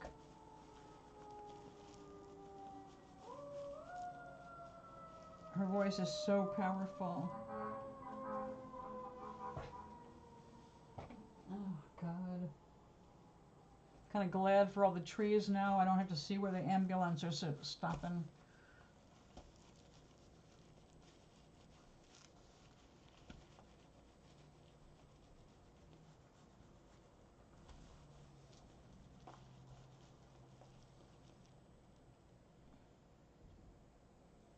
Oh. she often has orange hair. She was always a natural redhead before, you know, she needed to flame it up.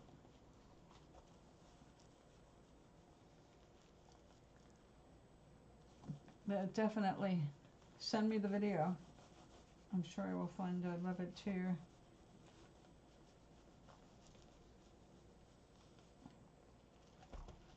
We got a lot of suds in this. At least it doesn't stink so much anymore. Oh, excitement in the air.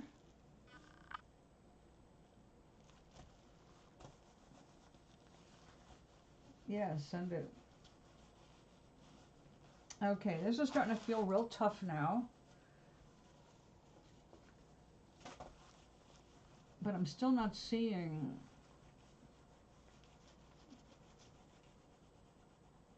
my butterfly.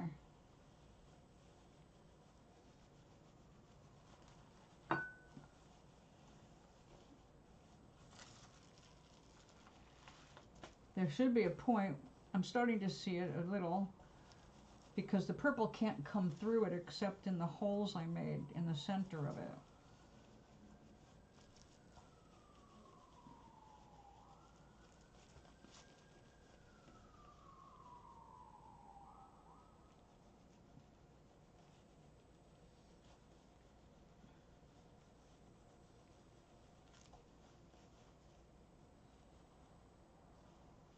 Yeah, it's around here somewhere, which means those cutouts, that might be one right there because I see purple coming through, but this is not. There's two matching cuts. We need to see the purple coming through. It's the only way I know it's sealed.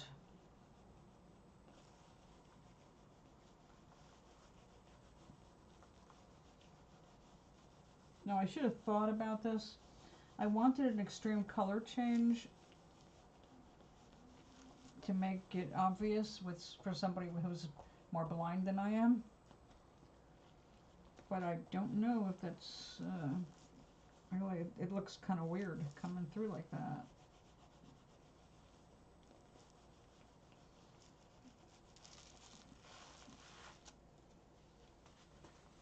Wow, this is really thick because of the wool, the filler wool. This is going to be dense enough where she could use this like a placemat to keep her food warm.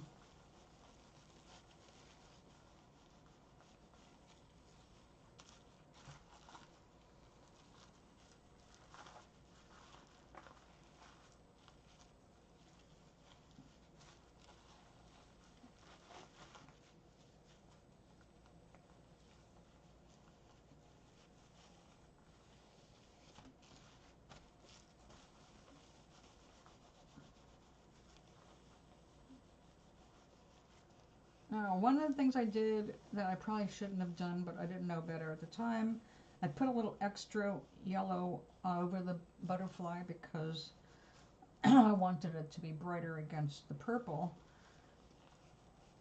But it's also making it more difficult to see where the resist is.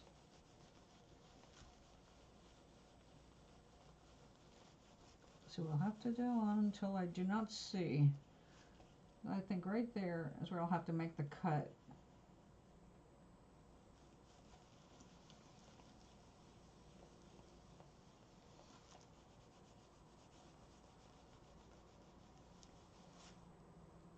I may totally screw this up and have to start again tomorrow. But at least I'll have learned something. A few things. Okay, I'm going to go wash this soap out again. I'll be right back. Now we are at the 2-hour mark.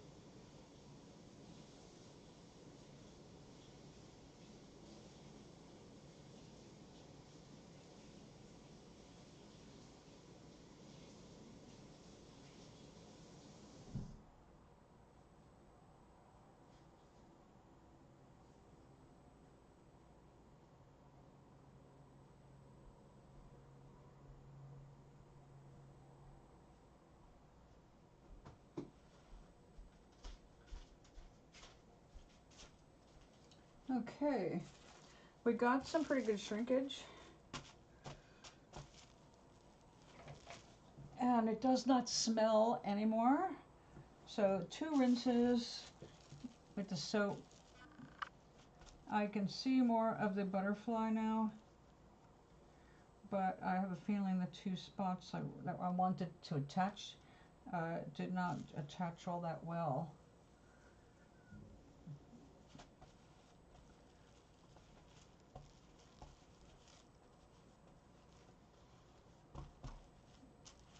You know what? I'm going to let this dry. Look at all the texture we got. Now this is strong. This is like a carpet. It's really pretty amazing that this happens without sewing or weaving. I love weaving. It takes a lot longer though than this. Although I guess if you include all the time you have to manipulate it, maybe weaving is not any longer. I guess it depends on the pattern.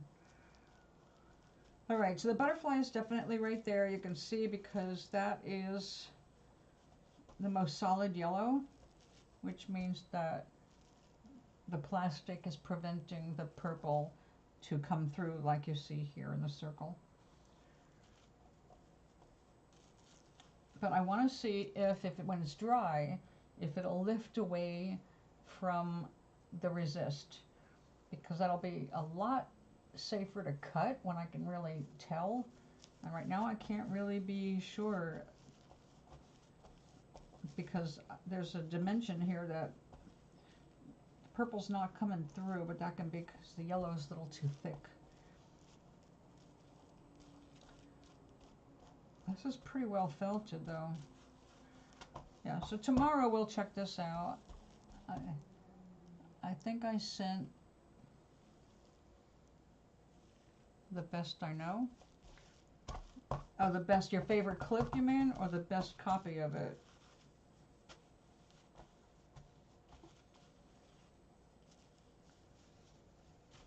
Well, it's certainly nothing to look at on the back.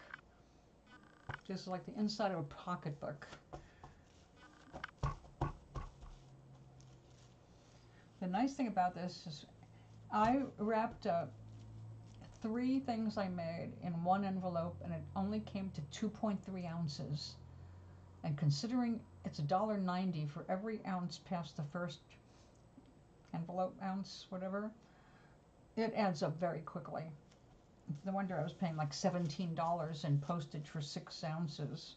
It's like, are you kidding me? But then it was in a box that weighed. So I wrapped the gifts in a piece of tissue paper, but I didn't even enclose a note.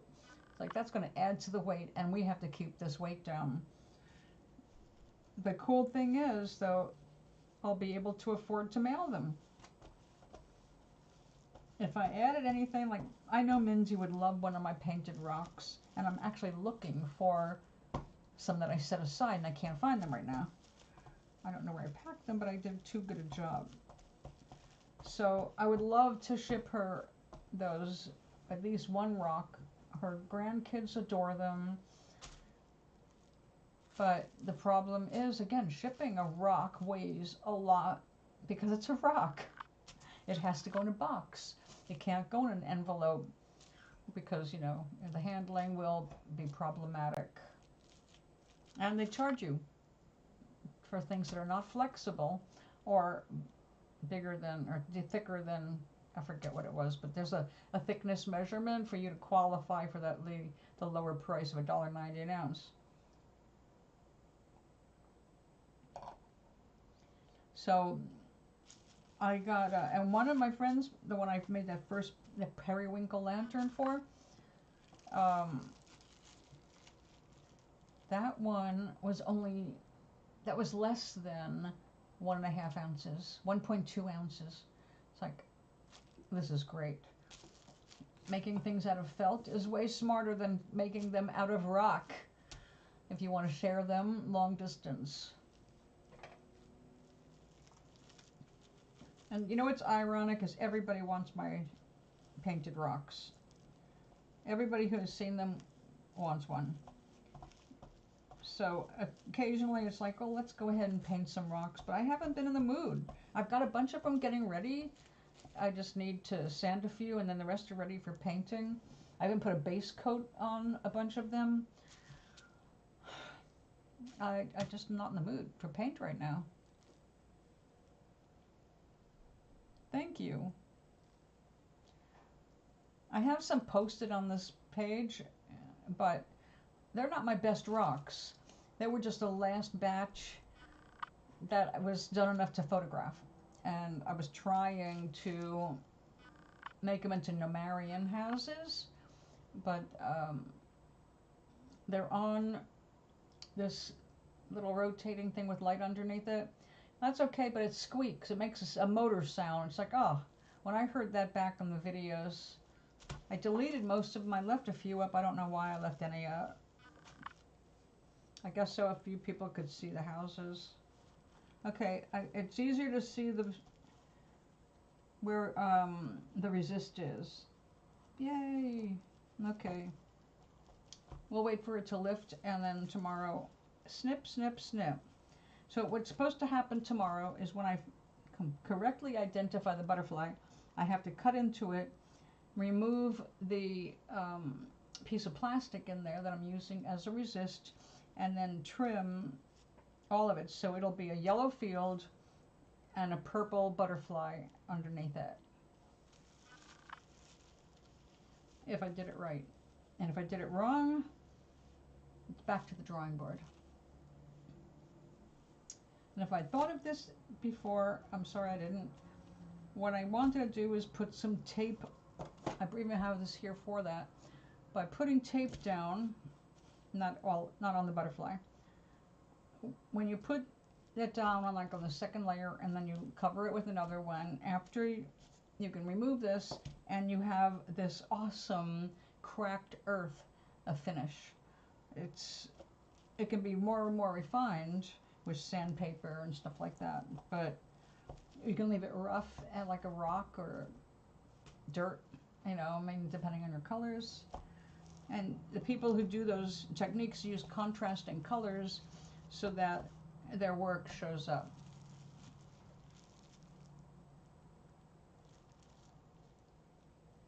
Well, that is my favorite. As a matter of fact, that is what I call the, oh darn it. Well,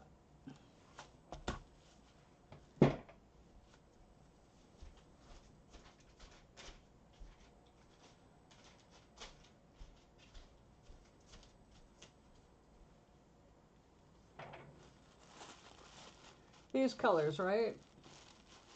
You got your sunsetty, twilighty purples. They go into the oranges, the reds, the golds. But they can also be done with lavenders and pinks. You like the fiery ones?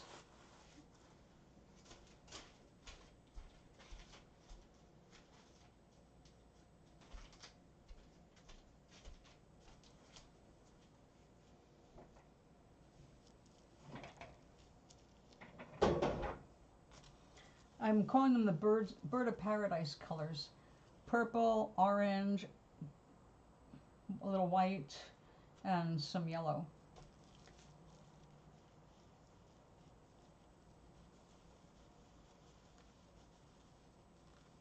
Now, what I'm going to be doing more of, as I'm doing more lanterns, I'm going to start putting texture in that I can cut open and make like stained glass windows.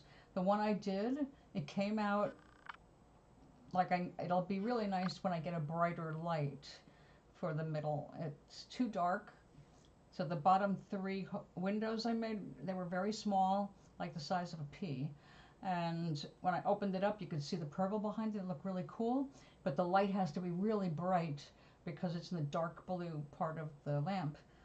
But on the purple one on the top, that is perfect. So I learned, where we want to put our colors so we can lead the eye to the light with the little windows.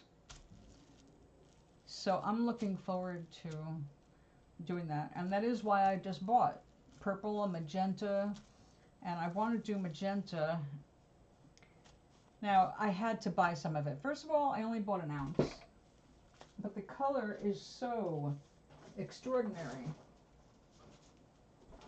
I thought this color is so bright. Check that out, right? And it's a really soft merino wool. This is going to felt like a dream. So I wanted to mix this with some purple and orange and make it like a flame flower, because I think that's going to be really fun. And that's going to look great with light coming through it.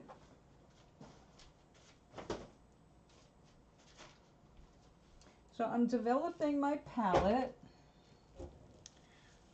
Like I said, the thing about the yarn, it's not as easy or as cheap, really. I mean, a little bit of expensive paint can spread and go a long way.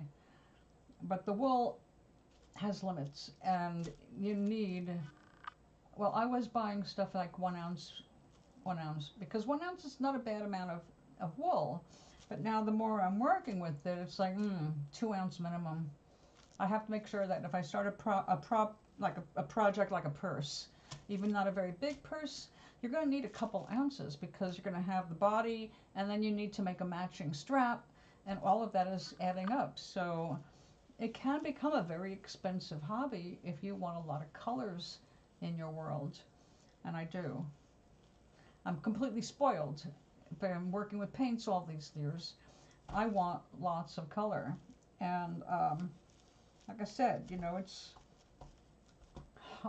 at 2 ounces, we're looking at about $5.50 per color. So when I start making my lists, it's like, well, 5.50 for this and 5.50 for that, and that's why the shipping being involved is just too much for me. So we're going to start checking out the local farms. There are 3 within driving distance, although I'm going to say 2 within driving distance, because a third's like an hour away. And my friend cannot sit in a car for an hour. And since she's the only one I know who would be doing the driving and has the interest to go to the farm, you know, we have to do what we can.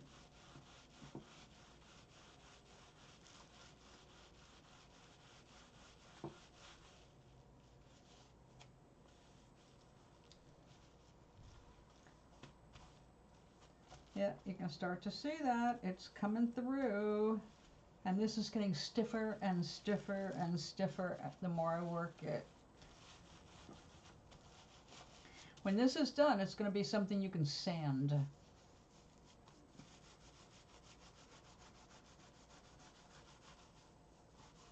That's how firm this is.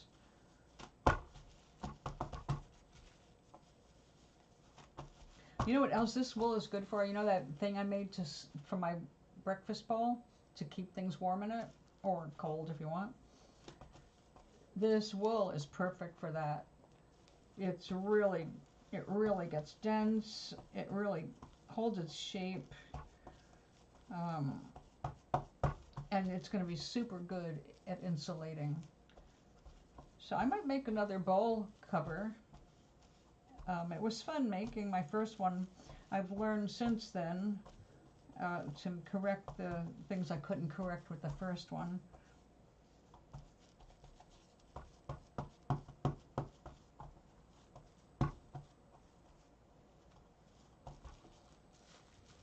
Can you kind of see the outline of the butterfly now in the center?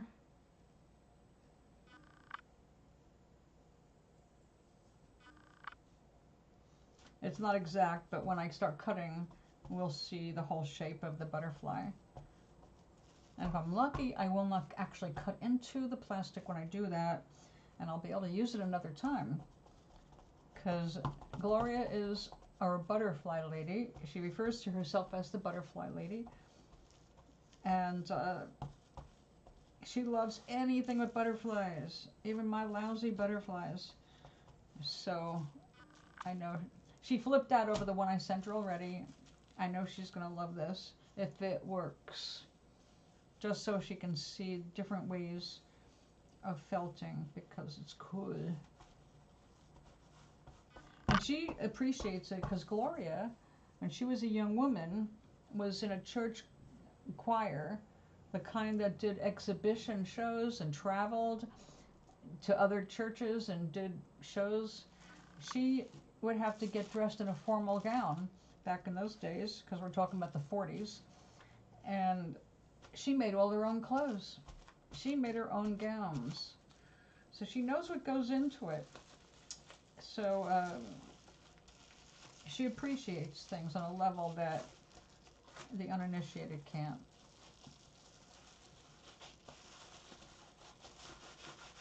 Did you send me something, Gary? I see a note here. Yes, you. Okay, great. I will check that out shortly because it's about time I go. Just want to give this a last roll. Oh, you didn't tell me what you had for dinner.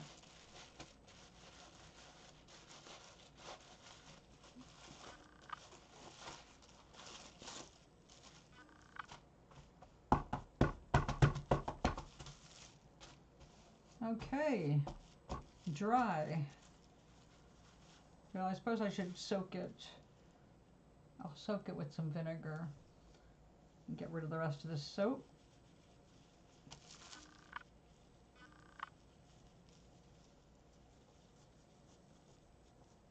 Oh, you know those little LED strings of lights, battery operated?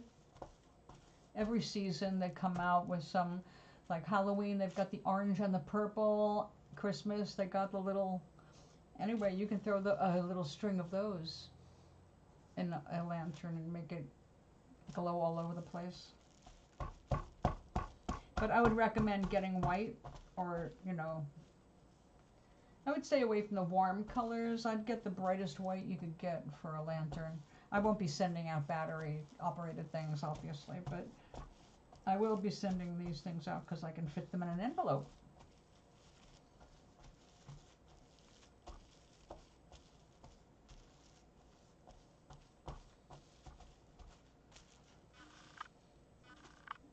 So the next lantern I will make so I can make sure it goes in an envelope for you, Gary.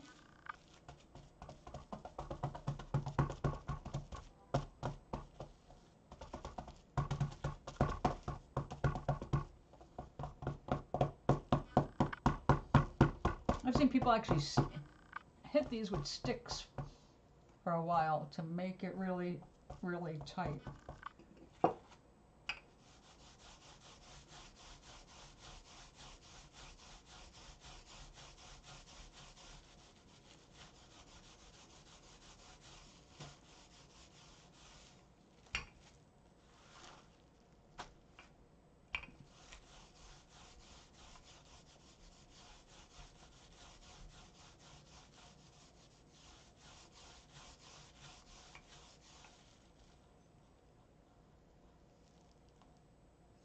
All right, we got the purple coming up for sure. It's coming up through the where I wanted.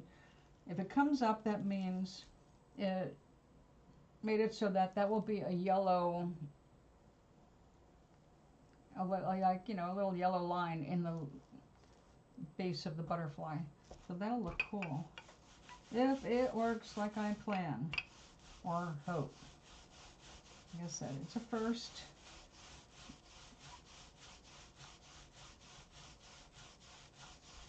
I watched a video of a woman in Russia making a purse. It was magnificent, and she used my favorite pattern, which is the spiral, and she made it like broken earth, you know, the spiral on the side of the purse, or basically it was the front of the purse. A beautiful spiral. She used gold on top, gold, you know, the gold wool, and underneath it was black and purple. It was stunning.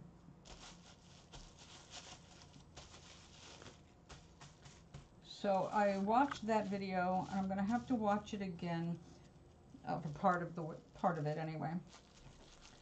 And her purse. Now, when you want to make a regular bag, we're talking about a lot of space because it shrinks about 40%. And, okay, like here, I don't know if you remember when I started this went way out there. And this, in fact, went over the edges of this. So it's shrunk back at least this much on these two ends. And if you turn it this way, you can see it has shrunk. So when you want to make a hat or a purse, anything like that, you have to, of course, calculate your shrinkage. Unlike a piece of cloth, if you are trying to make it all one piece, then you know it's not going to include sewing. You don't make it fit. You have to make it fit just from the start.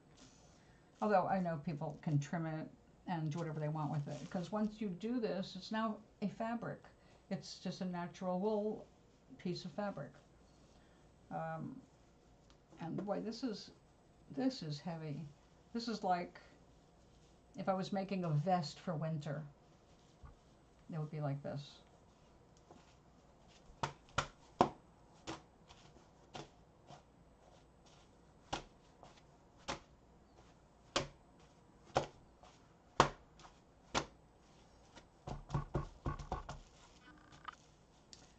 Yep, there it is. All right, we will do that tomorrow.